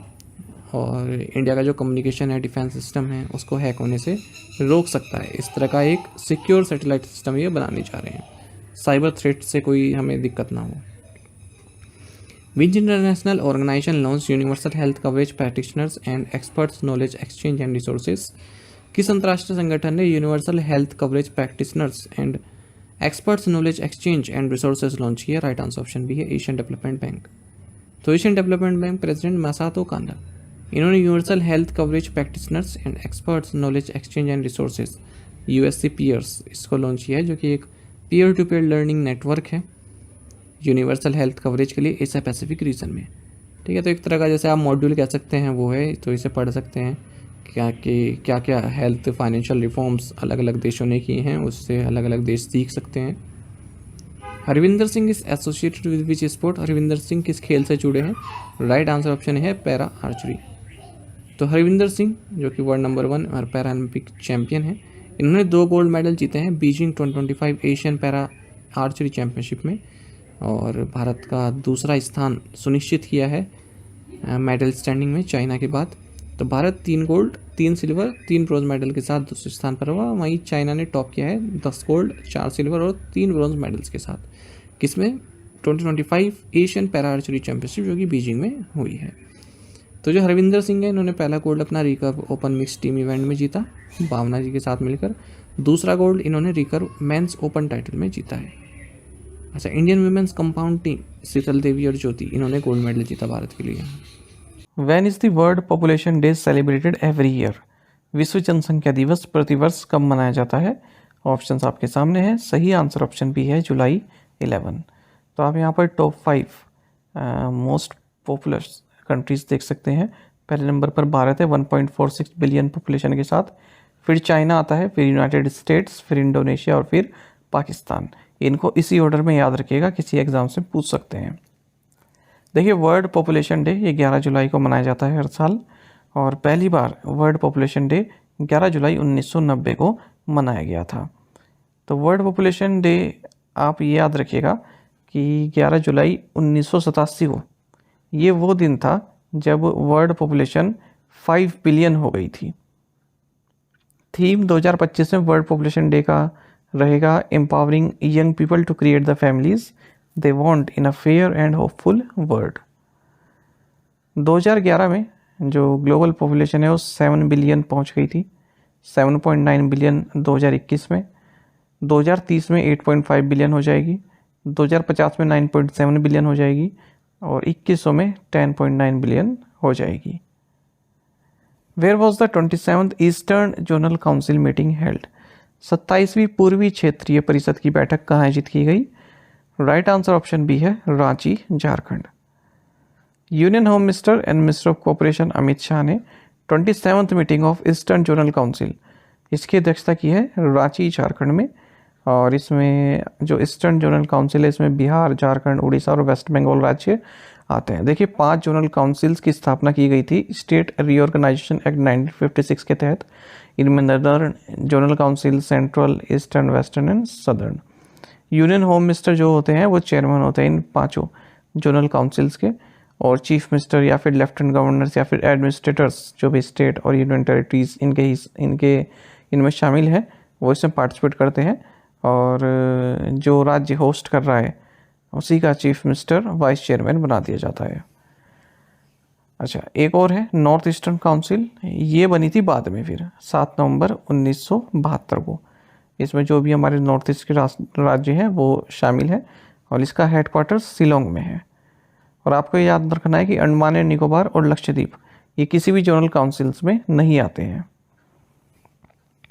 Which 2 types of seats did Indian astronaut Shubhanshu Shukla work with on the international space station?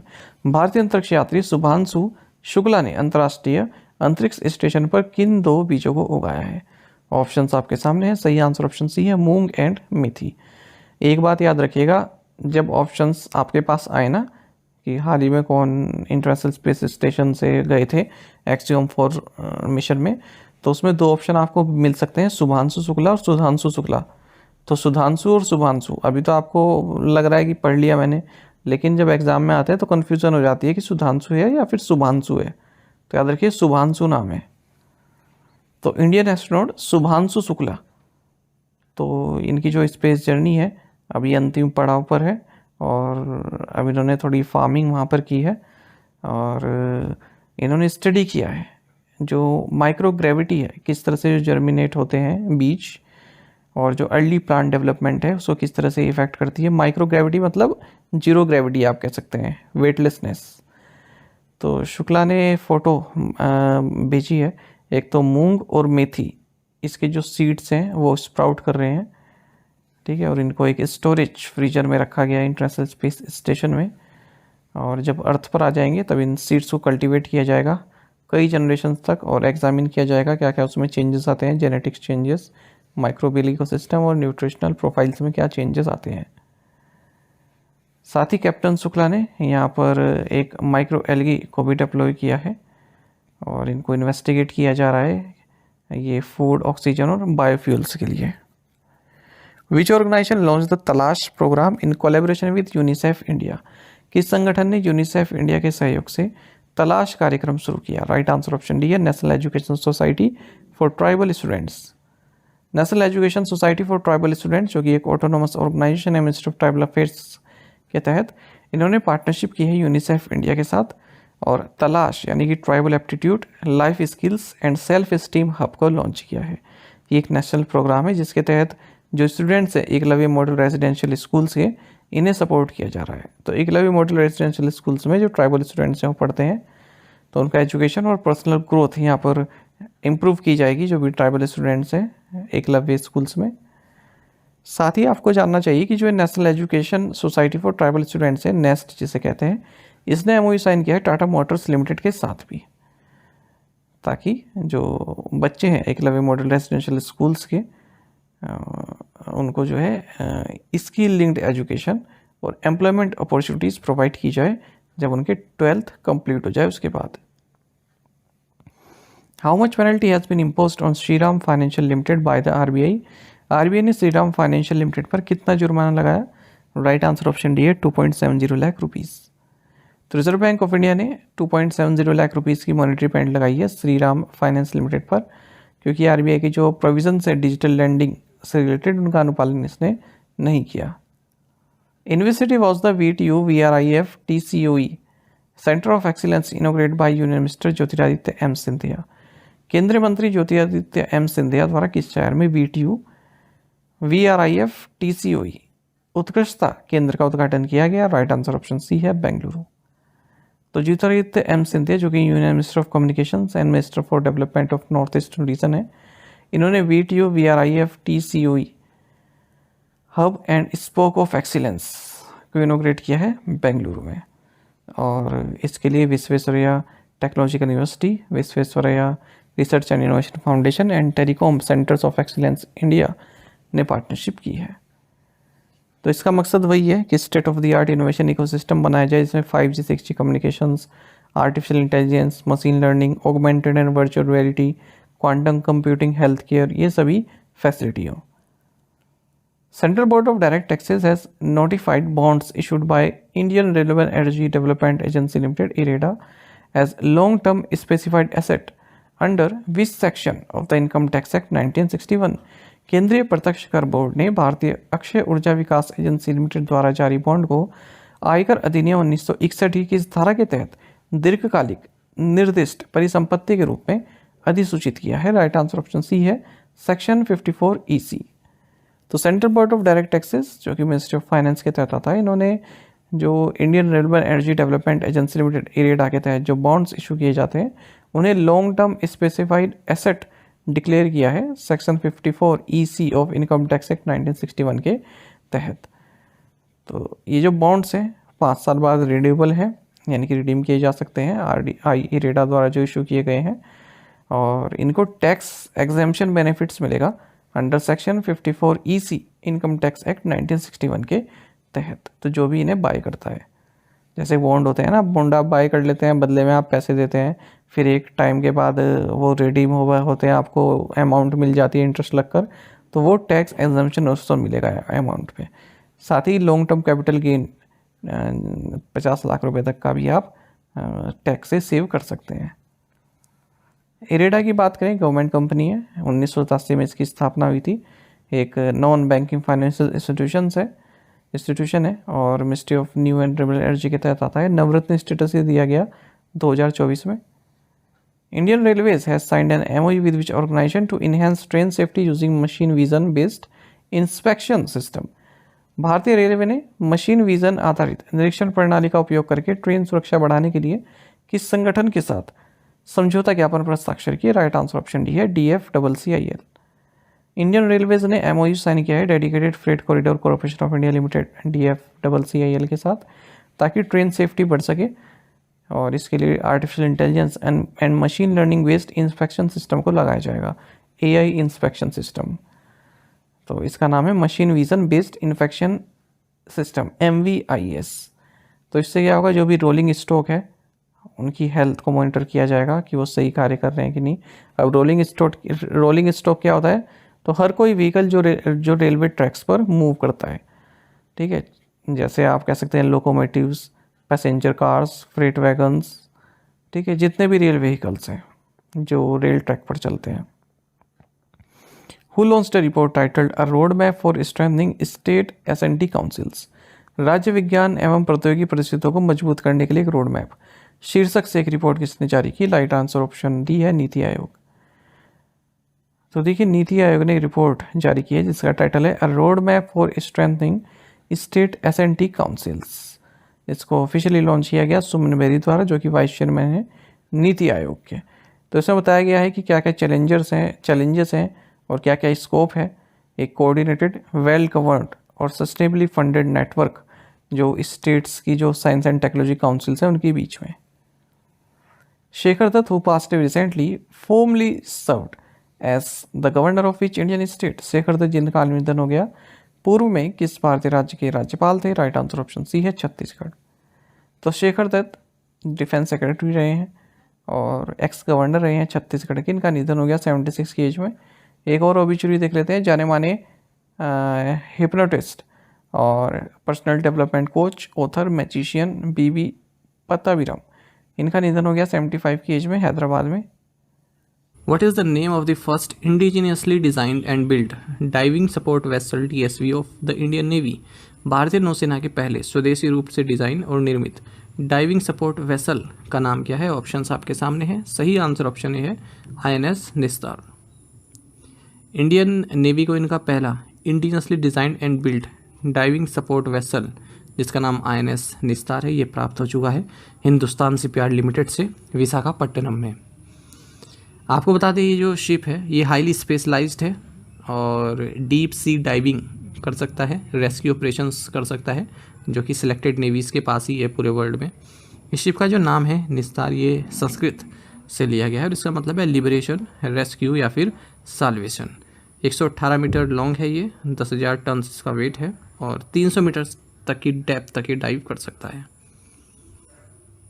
What will be the total number of member countries in the eurozone after Bulgaria adopts the euro? Bulgaria द्वारा euro अपनाने के बाद eurozone में सदस्य देशों की संख्या कितनी हो जाएगी? ऑप्शंस आपके सामने हैं। सही आंसर ऑप्शन सी है, 21। यूरोपियन यूनियन के जो मिनिस्टर्स हैं उन्होंने अपना फाइनल सिग्नल दे दिया है या फिर आप कह सकते हैं अपनी अप्रूवल दे दिया है कि बुल्गारिया यूरो करेंसी को अपना सकती है 1 जनवरी 2026 से। और इस तरह से जो ये यूरोजोन है, जितने भी यूरोजोन में कंट्रीज़ हैं उनकी जो करेंसी है वो कॉमन करेंसी है यूरो। तो इस तरह के 21वां मेंबर बन जाएगा बुल्गारिया। तो यूरो एरिया बोलते हैं या फिर यूरोजोन बोलते हैं। अब बुल्गारिया को मिलाकर इसमें 21 मेंबर स्टेट्स हो जाएंगे यूरोपियन यूनियन के, जिन्होंने यूरो को अपनी प्राइमरी करेंसी या फिर इकलौती लीगल टेंडर अपनाया हुआ है। केवल 12 कंट्रीज़ थे जब इस यूरोजोन की शुरुआत हुई 1 जनवरी 2002 को, उसके बाद फिर ये बढ़ता चला गया। अब तक किसी भी कंट्री ने यूरोजोन को छोड़ा नहीं है और कोई भी फॉर्मल प्रोविज़न भी नहीं है कि कोई वॉलंटरी विड्रॉल कर सकता है या फिर किसी को निकाला जा सकता है। यूरोपियन यूनियन की chief Ursula von der Leyen है। यूरोपियन सेंट्रल बैंक की head Christine Lagarde. Which Indian state has become the first to officially join the cruise Bharat mission? कौन सा भारतीय राज्य आधिकारिक तौर पर क्रूज भारत मिशन में शामिल होने वाला पहला राज्य बन गया है? ऑप्शंस आपके सामने हैं। सही आंसर ऑप्शन बी है, गुजरात। गुजरात पहला इंडियन स्टेट बन गया है जिसने क्रूज भारत मिशन को ज्वाइन कर लिया है, यानी कि अब यहाँ पर क्रूज टूरिज्म को बढ़ावा दिया जाएगा गुजरात में। गुजरात की 1340 किलोमीटर की कोस्ट लाइन है और कई नेविगेबल रिवर्स भी हैं यहाँ पर, जैसे साबरमती, नर्मदा। तो इनमें क्रूज़ टूरिज्म को बढ़ावा दिया जा सकता है। बात करें हम क्रूज़ भारत मिशन की, तो union minister of port, shipping and waterways Sarbananda Sonowal द्वारा 30 सितंबर 2024 को ये मिशन लॉन्च किया गया था ताकि भारत में जो क्रूज़ टूरिज्म है उसको बढ़ावा दिया जा सके। विच इंडियन स्टेट लॉन्च द मुख्यमंत्री सेहत योजना? किस भारतीय राज्य ने मुख्यमंत्री सेहत योजना शुरू की है? राइट आंसर ऑप्शन ए है, पंजाब। तो भगवंत मान के नेतृत्व वाली पंजाब सरकार ने मुख्यमंत्री सेहत योजना शुरू की है, जिसमें राज्य के जितने भी एलिजिबल रेजिडेंट हैं उनको free and cashless medical treatment मिलेगा 10 लाख रुपए तक का पर ईयर। तो इस स्कीम को लॉन्च किया गया है चीफ मिनिस्टर भगवंत मान और आपके जो नेशनल कन्वीनर हैं अरविंद केजरीवाल द्वारा चंडीगढ़ में। How many times has prime minister Modi addressed foreign nations parliaments till July 2025? जुलाई 2025 तक प्रधानमंत्री मोदी ने विदेशी राष्ट्रों की संसदों को कितनी बार संबोधित किया है? राइट आंसर ऑप्शन सी है 17। प्राइम मिनिस्टर नरेंद्र मोदी ने हाल ही में जो नामीबिया की पार्लियामेंट है उसको संबोधित किया। इसी के साथ ये इनका 17वां संबोधन था किसी फॉरेन नेशन की पार्लियामेंट को। और आपको बता दें इन्होंने हाल ही में घाना, त्रिनिडाद एंड टोबैगो की भी जो संसद है उन्हें एड्रेस किया है।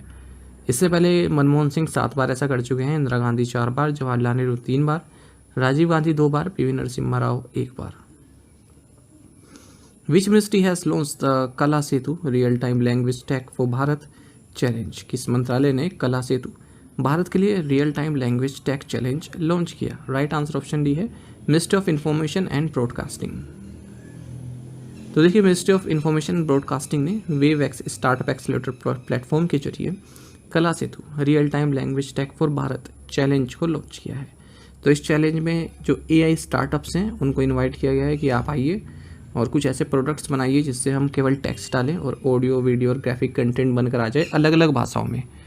अगर कोई किसी भाषा को नहीं जानता है, जैसे मान लीजिए कोई मराठी है वो कन्नड़ा नहीं जानता है, तो वो भी कन्नड़ा में कोई कंटेंट बना सके, ठीक है, या फिर उस लैंग्वेज को सीख सके केवल वॉइस इनपुट देकर, अपनी भाषा में वॉइस इनपुट देकर किसी और भाषा में आउटपुट प्राप्त कर सके, इस तरह के आप बनाइए।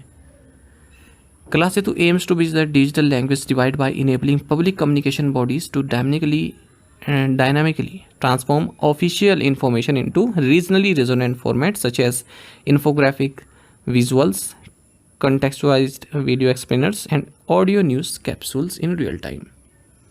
Which Indian state launched the geothermal energy policy 2025? किस भारतीय राज्य ने भूतापीय ऊर्जा नीति 2025 शुरू की? राइट आंसर ऑप्शन बी है उत्तराखंड। तो उत्तराखंड कैबिनेट ने उत्तराखंड जियोथर्मल एनर्जी पॉलिसी 2025 को लॉन्च कर दिया है। जो भी राज्य में जियोथर्मल रिसोर्सेज है उनको किस तरह से इकोनॉमिकली एंड इन्वायरमेंटली हम उनका यूज़ कर सकते हैं, तो इसी पर फोकस है। अब देखिए ऐसा मत सोचिए केवल उत्तराखंड से रिलेटेड है, क्वेश्चन बन जाते हैं कि हाल ही में किस राज्य ने जियोथर्मल एनर्जी पॉलिसी लॉन्च की है, या फिर किसने ग्रीन हाईवे पॉलिसी यूज़ की है, इस तरह से किसने डिजिटल मीडिया पॉलिसी यूज़ की है, इस तरह से मतलब शुरू की है। तो एनर्जी डिपार्टमेंट ऑफ स्टेट ने Uttarakhand renewable energy development agency और उत्तराखंड जल विद्युत निगम लिमिटेड के साथ मिलकर इस पॉलिसी को इम्प्लीमेंट किया जाएगा। और स्टेट गवर्नमेंट 50% तक की फाइनेंशियल असिस्टेंस जो कि 3 करोड़ तक की हो सकती है वो भी देगा डेवलपर्स को, जो डिटेल्ड जियोथर्मल प्रोजेक्ट रिपोर्ट्स पेश करेंगे या फिर जो एग्जिस्टिंग प्रोजेक्ट्स हैं उनकी फिजिबिलिटी के बारे में बताएंगे। In which Indian state is the Hyundai HTWO innovation centre being established? Hyundai HTWO innovation centre किस भारतीय राज्य में स्थापित किया जा रहा है? राइट आंसर ऑप्शन सी है तमिलनाडु। तो Indian Institute of technology Madras और Hyundai motor India limited guidance Tamil Nadu के साथ मिलकर Hyundai HTWO इनोवेशन सेंटर को डिज़ाइन कर रहे हैं। इसका डिज़ाइन किस तरह से रहना चाहिए? ये सेंटर IIT मद्रास के डिस्कवरी कैंपस में स्थित रहेगा थयूर में, और 2026 में ऑपरेशनल हो जाएगा। HMIL and Hyundai motor India foundation ने 100 करोड़ रुपये इसमें कमिटमेंट किया है। How many total medals did India win at the world boxing cup in Astana? Astana में विश्व मुक्केबाजी कप में भारत ने कुल कितने पदक जीते? राइट आंसर ऑप्शन सी है 11। तो हाल ही में जो वर्ल्ड बॉक्सिंग कप हुआ है अस्ताना कजाकिस्तान में, इसमें भारत की स्टेलर परफॉर्मेंस रही है। साक्षी 54 kg, जैस्मिन 57 kg और नूपुर 80+ kg कैटेगरी में गोल्ड मेडल्स इन्होंने जीते हैं। और इसी के साथ भारत ने 11 मेडल्स टोटल जीते, जिसमें 3 गोल्ड हैं, 5 सिल्वर है और 3 ब्रॉन्ज मेडल हैं। What is the name of the newly approved malaria drug for babies and very young children? शिशुओं और बहुत छोटे बच्चों के लिए हाल ही में स्वीकृत मलेरिया दवा का नाम क्या है? राइट आंसर ऑप्शन डी है कोर्टेम बेबी। तो पहली मलेरिया ट्रीटमेंट जो कि बेबीज़ और वेरी यंग चिल्ड्रन के लिए सूटेबल हो सकती है उसको अप्रूव कर दिया गया है। एक तरह की ये ड्रग है, इससे पहले कोई भी ड्रग नहीं थी मलेरिया की। ड्रग का नाम है कोर्टेम बेबी या रियामेट बेबी भी कुछ कंट्रीज़ में इसको बोला जा रहा है। इसको नोवार्टिस द्वारा बनाया गया है मेडिसिन फुल मलेरिया वेंचर के साथ मिलकर। What is the total number of Indian properties on the UNESCO World Heritage List after Maratha military landscapes of India inclusion? Bharat के मराठा सैन्य परिदृश्य को शामिल करने के बाद यूनेस्को की विश्व धरोहर सूची में भारतीय परिसंपत्तियों की कुल संख्या कितनी है? राइट आंसर ऑप्शन सी है 44। हाल ही में 47वां सेशन वर्ल्ड हेरिटेज कमेटी का हुआ है पेरिस फ्रांस में, और Maratha military landscapes of India को यूनेस्को वर्ल्ड हेरिटेज लिस्ट में शामिल कर दिया गया है, और इस तरह से ये भारत की 44th साइट बन गई है जो यूनेस्को वर्ल्ड हेरिटेज लिस्ट में शामिल हुई है। तो क्वेश्चन आपसे ये भी पूछा जा सकता है कि ये सेशन कहाँ पर हुआ है जहाँ Maratha military landscapes of India को शामिल किया गया यूनेस्को वर्ल्ड हेरिटेज लिस्ट में। ये सेशन कहाँ हुआ? तो याद रखिएगा पेरिस फ्रांस में हुआ है। 47वां सेशन ये था। क्वेश्चन को टफ बनाने के लिए इस तरह से भी क्वेश्चंस पूछ लेते हैं। तो जो ये मराठा मिलिट्री लैंडस्केप्स हैं ये 17 से 19 सेंचुरीज़ के बीच में बने हैं। 12 फोर्ट्स हैं टोटल, जो कि मराठा आर्किटेक्चर और उनका जो मिलिट्री विज़न है उसको दर्शाता है। 2 राज्यों में, महाराष्ट्र और तमिलनाडु दोनों में है ये 12 फोर्ट्स, और अगर मैं स्पेसिफिकली कहूँ तो 11 फोर्ट्स तो महाराष्ट्र में और केवल 1 फोर्ट जिंजी फोर्ट ये तमिलनाडु में। तो इस चीज़ को आप याद रखिएगा, और बाकी जो 11 फोर्ट्स हैं वो महाराष्ट्र में, इनके नाम आप देख सकते हैं। लास्ट ईयर मोइडम्स ऑफ चराइडियो आसाम को वर्ल्ड हेरिटेज लिस्ट में शामिल किया गया था जब 46वां सेशन हुआ था वर्ल्ड हेरिटेज कमेटी का न्यू दिल्ली में। ग्लोबली अगर हम बात करें सबसे ज़्यादा वर्ल्ड हेरिटेज साइट्स की लिस्ट में भारत 6वें नंबर पर है, और एशिया पैसिफिक रीजन में दूसरे नंबर पर है चाइना के बाद। 196 देश वर्ल्ड हेरिटेज कन्वेंशन 1972 को रेटिफाई कर चुके हैं। अच्छा, एक टेंटेटिव लिस्ट भी होती है। अगर आप किसी भी धरोहर को या फिर किसी भी साइट को यूनेस्को वर्ल्ड हेरिटेज लिस्ट में शामिल करना चाहते हैं तो पहले उस देश को टेंटेटिव लिस्ट में शामिल करवाना होगा। तो अभी टेंटेटिव लिस्ट में 62 साइट्स हैं, इनमें से ही कोई अगले साल जाकर कंफर्म हो सकती है कि ये वर्ल्ड हेरिटेज साइट बन गई है। ठीक है, तो पहले टेंटेटिव लिस्ट में डालना पड़ता है, उसमें 62 साइट्स हैं अभी हमारी। गवर्नमेंट ऑफ इंडिया के बिहाफ में archaeological survey of India nodal agency है जो हमारी ओर से ये वर्ल्ड हेरिटेज रिलेटेड कार्य देखती है। अच्छा, ये वर्ल्ड हेरिटेज साइट्स लिस्ट है, इसको इंटरनेशनल वर्ल्ड हेरिटेज प्रोग्राम द्वारा मेंटेन किया जाता है, और जो यूनेस्को वर्ल्ड हेरिटेज कमेटी है इसमें 21 मेंबर्स होते हैं। ओवरऑल बात करें तो इटली में सबसे ज़्यादा वर्ल्ड हेरिटेज साइट्स हैं 60, उसके बाद फिर चाइना, फिर Germany. Which state government approve the गज मित्र स्कीम? किस राज्य सरकार ने गज मित्र योजना को मंजूरी दी? राइट आंसर ऑप्शन बी है आसाम। तो आसाम कैबिनेट ने गज मित्र स्कीम को अप्रूव कर दिया है ताकि जो ह्यूमन एलिफेंट कॉन्फ्लिक्ट है उसको रोका जा सके। अब तक अगर हम 2000 से 2023 के बीच बात करें तो 1400 ह्यूमन और 1209 एलिफेंट डेथ्स हो चुकी हैं। एलिफेंट्स की डेथ तो इलेक्ट्रोक्यूशन की वजह से होती है, यानी कि जो करंट लग जाता है, जो फेंसेस बनाई होती है, बाउंड्री बनाई होती हैं जिनमें करंट दौड़ता है, तो वहाँ से डेथ हो जाती है। और कैबिनेट ने रैपिड रिस्पॉन्स टीम भी बनाने की घोषणा की है। Who has joined the executive committee of the US-India Strategic Partnership Forum USISPF? America Bharat सामरिक साझेदारी मंच की कार्यकारी समिति में कौन शामिल हुआ है? राइट आंसर ऑप्शन डी है Kumar Mangalam Birla. US India strategic partnership forum ने अनाउंस किया है कि आदित्य बिरला ग्रुप चेयरमैन कुमार मंगलम बिरला ये बोर्ड ऑफ डायरेक्टर्स में शामिल किए गए हैं as a member executive committee में। इससे पहले बिरला को हमने पढ़ा था कि 2025 का USISPF लीडर समिट में ग्लोबल लीडरशिप अवार्ड से सम्मानित किया गया था। ये हमने MCQ फॉर्मेट में पढ़ा था। Who has been awarded the 2025 United Nations Population Award in the individual category? व्यक्तिगत श्रेणी में 2025 संयुक्त राष्ट्र जनसंख्या पुरस्कार किसे प्रदान किया गया है? राइट आंसर ऑप्शन डी है वर्षा देश पांडे। तो इंडियन वीमेंस राइट एक्टिविस्ट हैं वर्षा देश पांडे, इन्हें 2025 का यूनाइटेड नेशंस पॉपुलेशन अवार्ड दिया गया है इंडिविजुअल कैटेगरी में। जो इनका कार्य रहा है कई दशकों लंबा जिसमें इन्होंने जेंडर इक्वालिटी को प्रमोट किया है, रिप्रोडक्टिव राइट्स को प्रमोट किया है, उसी को सराहा गया है। आपको बताइए जो देश पांडे हैं ये सेक्रेटरी हैं महाराष्ट्र बेस्ड दलित महिला विकास मंडल की। यूएन पॉपुलेशन अवार्ड की स्थापना 1981 में हुई थी और जो भी पॉपुलेशन या रिप्रोडक्टिव हेल्थ के क्षेत्र में अपना कंट्रीब्यूशन देता है उसे अवार्ड दिया जाता है। इसमें गोल्ड मेडल, डिप्लोमा और मॉनेटरी प्राइज भी मिलता है। Who has been appointed by president Donald Trump as the administrator of NASA. राष्ट्रपति डोनाल्ड ट्रंप ने नासा के प्रशासक के रूप में किसे नियुक्त किया है? राइट आंसर ऑप्शन बी है Sean Duffy. US president Donald Trump ने ट्रांसपोर्टेशन सेक्रेटरी सीन टफी को इंटरिम एडमिनिस्ट्रेटर नियुक्त किया है नासा का। नासा की स्थापना 1958 को हुई थी। नासा मतलब national aeronautics and space administration. ये एक इंडिपेंडेंट एजेंसी है यूएस गवर्नमेंट की। यूनाइटेड स्टेट्स के जो स्पेस प्रोग्राम है, एरोनॉटिक्स रिसर्च है, स्पेस रिसर्च है, वो इसके द्वारा की जाती है। हेडक्वार्टर इसका वॉशिंगटन डीसी में है। नासा की आपको फुल फॉर्म पता होनी चाहिए और नेटो की फुल फॉर्म आपको मालूम होनी चाहिए। Which institution has collaborated with Ministry of Electronics and Information Technology for professional development programmes in cyber security. Cyber सुरक्षा में व्यावसायिक विकास कार्यक्रमों के लिए किस संस्थान ने इलेक्ट्रॉनिक्स और सूचना प्रौद्योगिकी मंत्रालय के साथ सहयोग किया है? राइट आंसर ऑप्शन सी है बिट्स पिलानी। तो ministry of Electronics and Information technology ने बिट्स पिलानी के साथ मेमोरेंडम ऑफ अंडरस्टैंडिंग साइन किया, जिसके जरिए प्रोफेशनल डेवलपमेंट प्रोग्राम्स को लॉन्च किया जाएगा सब साइबर सिक्योरिटी के क्षेत्र में। जो भी प्रोफेशनल्स हैं गवर्नमेंट, पब्लिक सेक्टर, इंडस्ट्री, उन लोगों के लिए। The collaboration aims to address the growing demand for structured high impact capacity building in cyber security in view of evolving digital threats and cyber security challenges. Who was recently presented with the Tamil wiki Thooran award. हाल ही में Tamil wiki सूरन पुरस्कार किसे प्रदान किया गया? Right answer option C है we Vedachalam.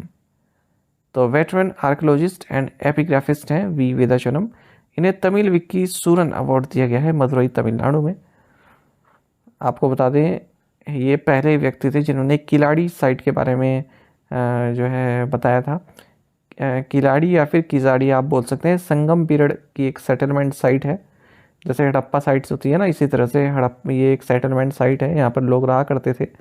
Archaeology survey of India, Tamil Nadu state department of archaeology इसको एक्सकेवेट कर रहे हैं, खुदाई चल रही है यहाँ पर। और शिवगंगा डिस्ट्रिक्ट तमिलनाडु में स्थित है, वाईगई रिवर के तट पर। हाल ही में काफ़ी चर्चा में है ये। Who has been selected for the Chinta Ravindran award for the year 2025। वर्ष 2025 के चिंता रविंद्रन पुरस्कार से किसे सम्मानित किया गया? राइट आंसर ऑप्शन सी है Saran Kumar Limbale. Marathi writer and critic हैं सरन कुमार लिम्बाले। इन्हें चिंता रविंद्रन अवार्ड से सम्मानित किया गया 2025 के लिए। इस अवार्ड में 50,000 रुपये दिए जाते हैं कैश के तौर पर। From which aircraft platform was the Astra missile flight tested by DRDO and IAF। DRDO और IAF द्वारा अस्त्र मिसाइल का परीक्षण किस विमान प्लेटफॉर्म से किया गया? राइट आंसर ऑप्शन डी है Su-30 Mark 1।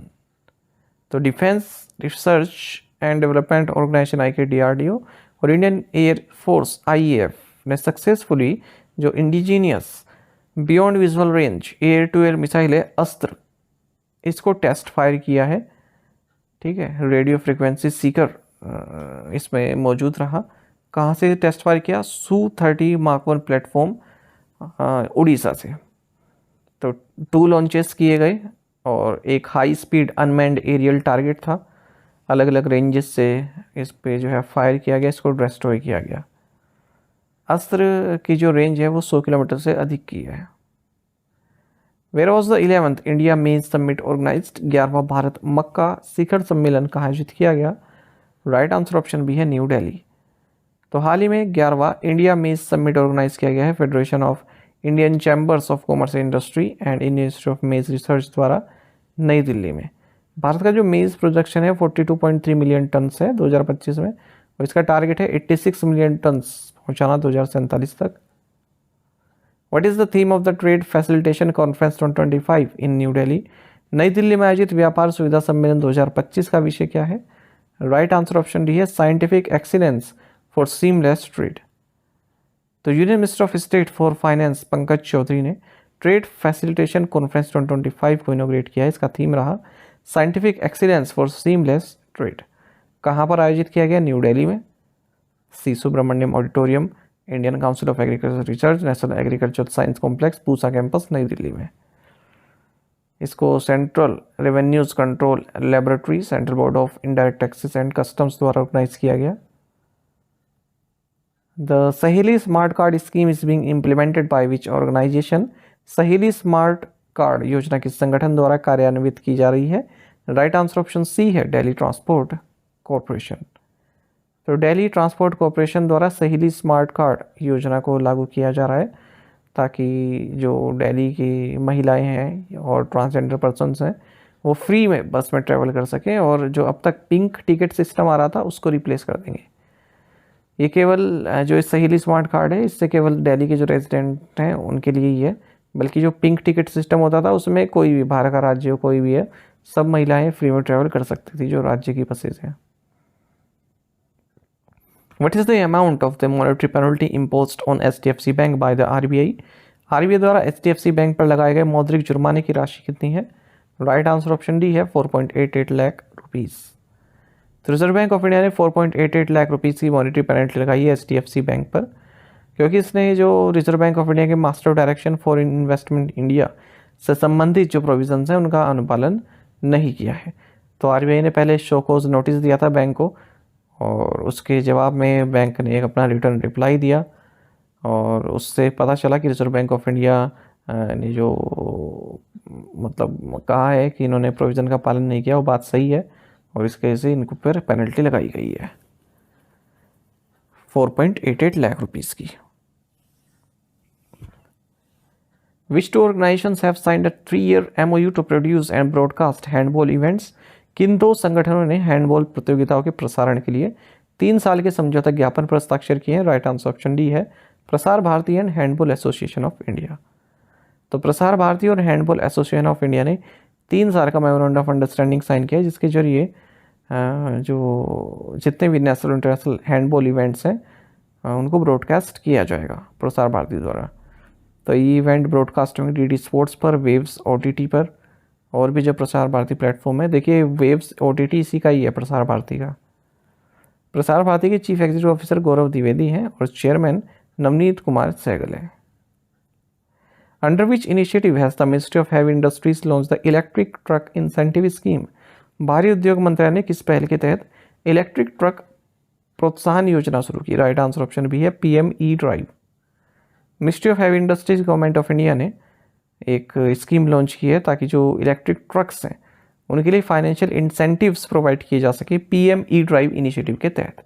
तो ऐसा पहली बार है जब गवर्नमेंट ऑफ इंडिया डायरेक्ट जो इलेक्ट्रिक ट्रक्स है उसे सपोर्ट प्रोवाइड कर रहा है इंसेंटिव्स के तौर पर। तो इस स्कीम का मकसद है 5600 ट्रक्स को डिप्लॉय करना देश भर में, और जो मैन्युफैक्चरर्स हैं वो एक कॉम्प्रिहेंसिव अपनी वारंटी भी प्रोवाइड कराएंगे। इसमें 5 साल की या फिर 500,000 किलोमीटर्स की वारंटी होगी बैटरी की, जो बैटरी यूज़ की जाती है ट्रक्स में। ये स्कीम फाइनेंशियल इंसेंटिव्स प्रोवाइड कराएगा N2 एंड N3 कैटेगरी के जो ट्रक्स हैं, और ये 9.6 लाख रुपीज़ तक का इंसेंटिव जा सकता है। Who are the co host of the 2026 ICC men's T20 World Cup? 2026 ICC पुरुष T20 विश्व कप के सह मेजबान कौन है? राइट आंसर ऑप्शन ए है, इंडिया एंड श्रीलंका। तो ये क्वेश्चन क्यों लिया गया है? क्योंकि अगर हम हाल ही में बात करें क्रिकेट की, तो इटली ने पहली बार ICC men's T20 World Cup के लिए क्वालिफाई किया है, साथ ही नीदरलैंड्स ने भी टूर्नामेंट के लिए क्वालिफाई कर लिया है। तो 2026 का जो ICC men's T20 World cup होगा ये 10वां एडिशन होगा, और भारत और श्रीलंका द्वारा इसको होस्ट किया जाएगा फरवरी से मार्च 2026 के बीच में। भारत डिफेंडिंग चैंपियन है। Who won the Wimbledon 2025 men's singles title? Wimbledon 2025 पुरुष एकल खिताब किसने जीता? ऑप्शंस आपके सामने हैं। सही आंसर ऑप्शन बी है, ज़ेनिक सिनर। तो वर्ल्ड नंबर 1 प्लेयर हैं ज़ेनिक सिनर, इटली से आते हैं। इन्होंने वर्ल्ड नंबर 2 प्लेयर स्पेन के कार्लोस एल्कराज को विंबलडन 2025 मेन सिंगल्स फाइनल में हरा कर खिताब जीत लिया है, और ये फर्स्ट इटालियन मैन बने हैं जिन्होंने विंबलडन जीता है इस कंपटीशन की 148 ईयर की हिस्ट्री में। अगर हम विमेंस सिंगल्स टाइटल की बात करें तो पोलैंड की जो ईगा स्वियाटेक है इन्होंने ये टाइटल जीता है विमेंस सिंगल्स टाइटल, और फाइनल में इन्होंने US की अमांडा एनिसिमोवा को हराया है। और आपको बता दें इसी के साथ ये सियाटेक का पहला विंबलडन टाइटल है और ओवरऑल इनका 6th ग्रैंड स्लैम टाइटल है। विमेंस डबल वेरोनिका कुद्रेमेतोवा और एलिस मेर्टेंस ने जीता। मिक्स डबल्स सैम वर्बीक और कैटरीना सिनियाकोवा ने जीता है। देखिए जो ये 2025 विंबलडन चैंपियनशिप थी, ये विंबलडन लंदन में खेली गई, ठीक है। तो इसमें डाउट होता है विंबलडन आकर खेला कहाँ जाता है, तो लंदन में खेला जाता है। 138th एडिशन था ये इस चैंपियनशिप का। और पहली बार विंबलडन के इतिहास में जो लाइन जजेस खड़े रहते हैं ना, जो देखते हैं कि जो बॉल है वो लाइन से बाहर गई या अंदर रही, तो उनको रिप्लेस कर दिया गया था ऑटोमेटेड इलेक्ट्रॉनिक लाइन जजेस यानी कि एआई सिस्टम से। Which position does India hold in the 2024-25 WTTC tourism economy ranking? 2024-25 WTTC पर्यटन अर्थव्यवस्था रैंकिंग में भारत का कौन सा स्थान है? राइट आंसर ऑप्शन भी है 8th। तो आप देख सकते हैं राइट साइड में पहले नंबर पर यूनाइटेड स्टेट्स है, दूसरे पर चाइना, तीसरे पर जर्मनी, चौथे पर जापान, पांचवें पर यूनाइटेड किंगडम, 8th पोजीशन पर इंडिया है। तो इकोनॉमिक इम्पैक्ट ट्रेंड्स रिपोर्ट ये रिलीज की गई है world travel and tourism council WTTC द्वारा। इसमें बताया गया है कि यूनाइटेड स्टेट्स वर्ल्ड का लार्जेस्ट टूरिज्म इकोनॉमी रहा है 2024-25 में। चाइना दूसरे नंबर पर है 1.3 ट्रिलियन $, के साथ। तीसरे नंबर पर जर्मनी है, चौथे पर जापान है। भारत ने अच्छी खासी प्रोग्रेस की है, भारत 8वें नंबर पर आ गया है अगर हम टूरिज्म इकोनॉमी की बात करें, और इससे पहले वाले एडिशन में 10वें नंबर पर था Bharat. Name the special public prosecutor in the 26/11 Mumbai terror attacks case who is now a Rajya Sabha nominee.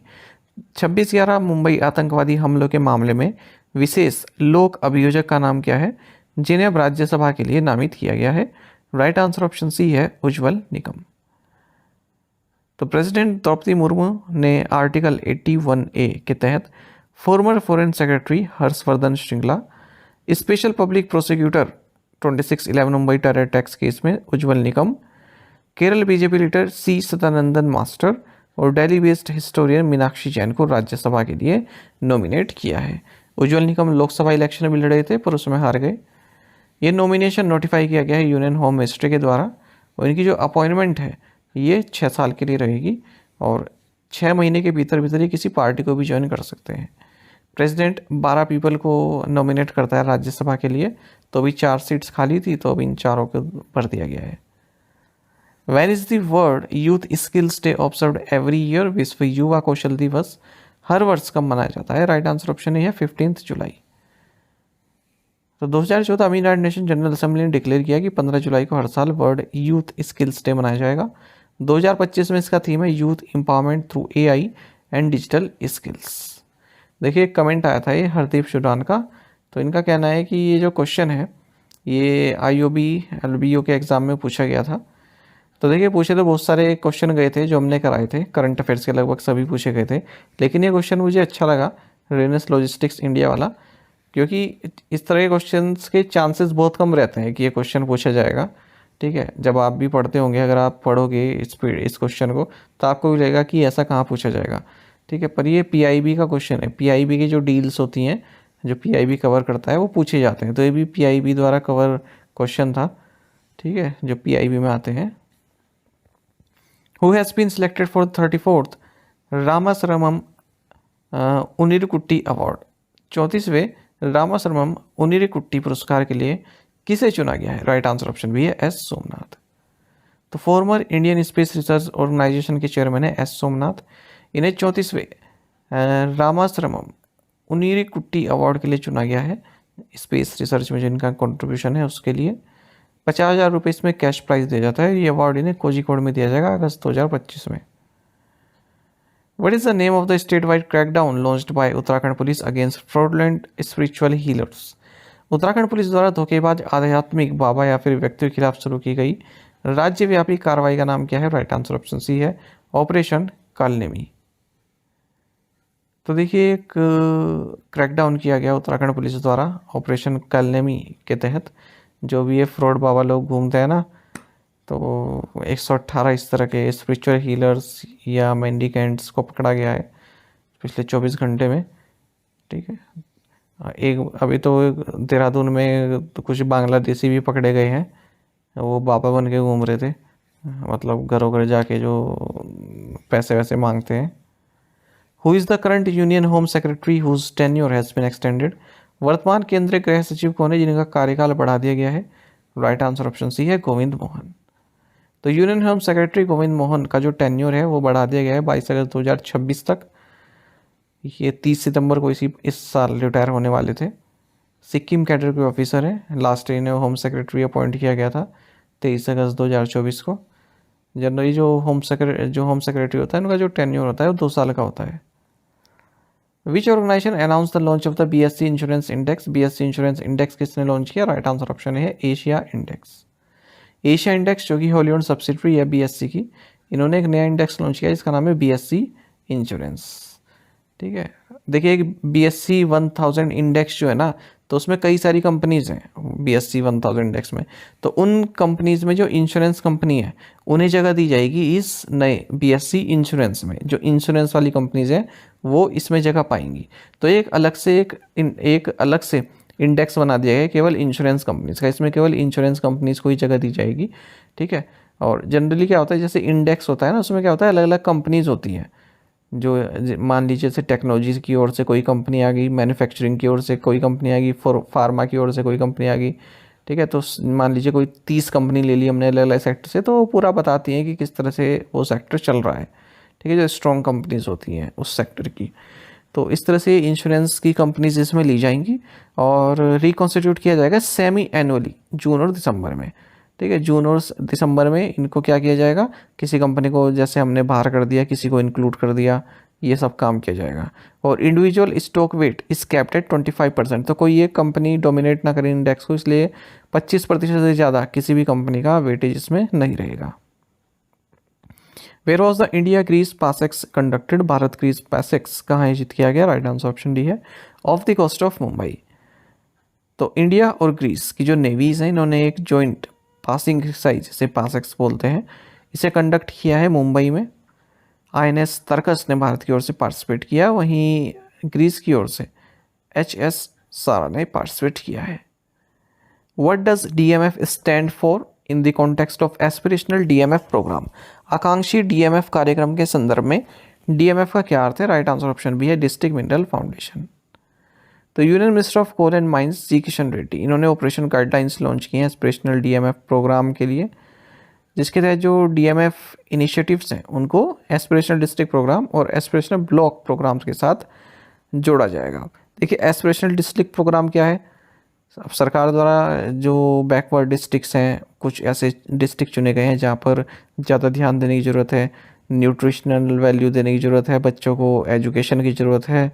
ठीक है, और गरीबी हटाने की ज़रूरत है। इसी तरह मतलब डिस्ट्रिक्ट लेवल पर डिस्ट्रिक्ट ऐसे चुने गए हैं स्पेशल डिस्ट्रिक्ट प्रोग्राम में। और स्पेशल ब्लॉक प्रोग्राम में जो ब्लॉक होते हैं उन्हें चुना गया है, वहाँ पर भी जो बेसिक एमिनिटीज़ हैं वो दी जाएँ। ठीक है, तो इन्हें अब DMF इनिशिएटिव के साथ कनेक्ट किया जाएगा। डिस्ट्रिक्ट मिनरल फाउंडेशन DMF, अब इसमें क्या है, देखिए कई ऐसे डिस्ट्रिक्ट हैं जहाँ पर जैसे ये खदान वगैरह होती है ना, तो वहाँ के लोगों को अच्छी सुविधाएं दी जाती हैं।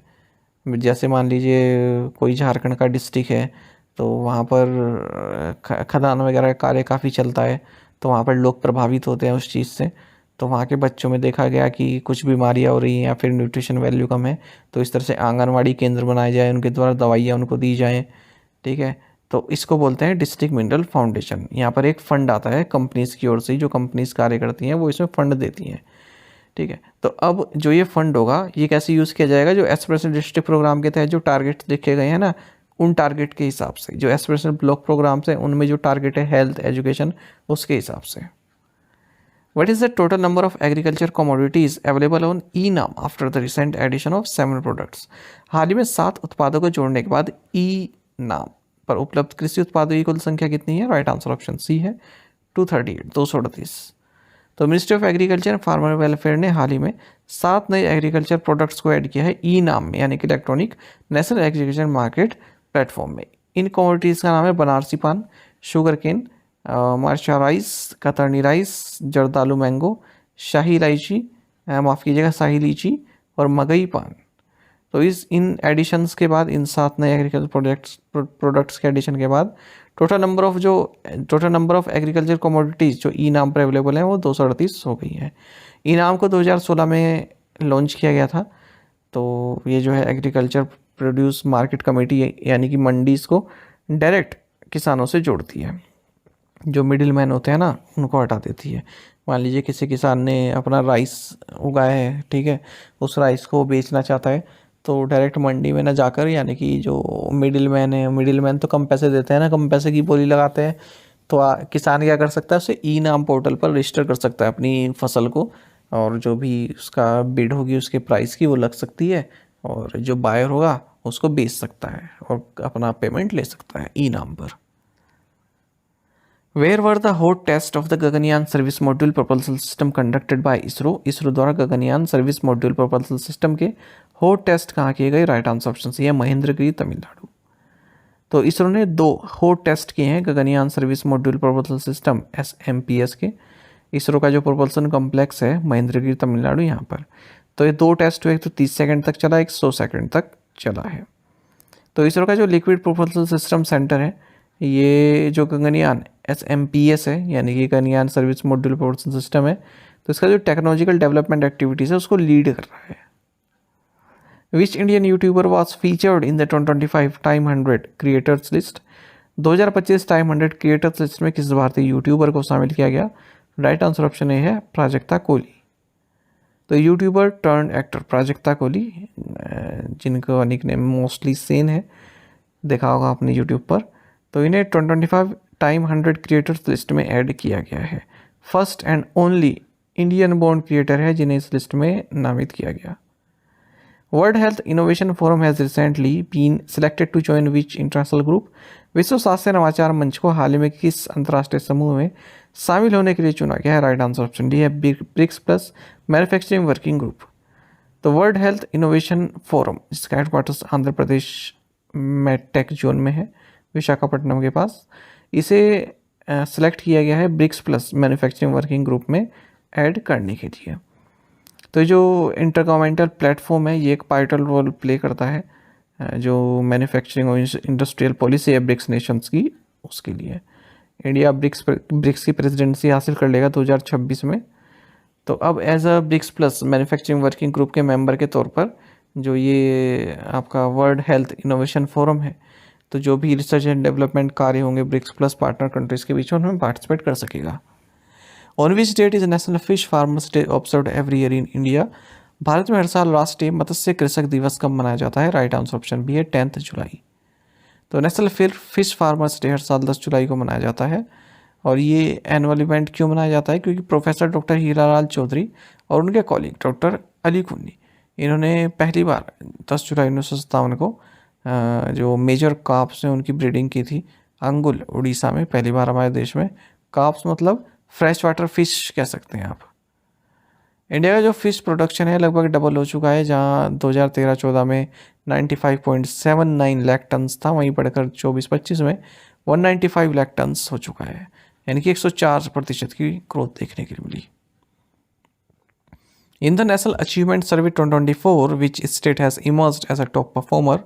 राष्ट्रीय उपलब्धि सर्वेक्षण 2024 में कौन सा राज्य शीर्ष प्रदर्शनकर्ता के रूप में उभरा है? राइट आंसर ऑप्शन बी है, पंजाब। तो पंजाब ने जितने भी स्टेट्स हैं उन्हें पीछे छोड़ दिए, इंक्लूडिंग केरल, जो कि मोस्ट लिटरेट स्टेट है हमारे देश में। और यहाँ हम बात कर रहे हैं जो परफॉर्मेंस है बच्चों की 3rd क्लास में, 6th क्लास में, 9th क्लास में, उसके हिसाब से। तो ये परख राष्ट्रीय सर्वेक्षण 2024 रिलीज़ किया गया है यूनियन एजुकेशन मिनिस्ट्री द्वारा। और पंजाब ने नेशनल रैंकिंग टॉप की है 3rd क्लास के लिए, जहाँ एवरेज स्कोर 80 है। और क्लास 6 के लिए पंजाब और केरल जॉइंटली टॉप पोजीशन पर हैं। क्लास 9th की अगर हम बात करें, फिर से पंजाब ने टॉप किया है 57 मार्क्स के साथ। तो नेशनल अचीवमेंट सर्वे ये NCERT का जो परख है, यानी कि performance assessment, review and analysis of knowledge for holistic development, इसके तहत किया गया है। साथ ही हमें टेलीग्राम पर जरूर ज्वाइन करें। करंट अफेयर्स फंडा नाम से हमारा टेलीग्राम चैनल है। Thank you guys.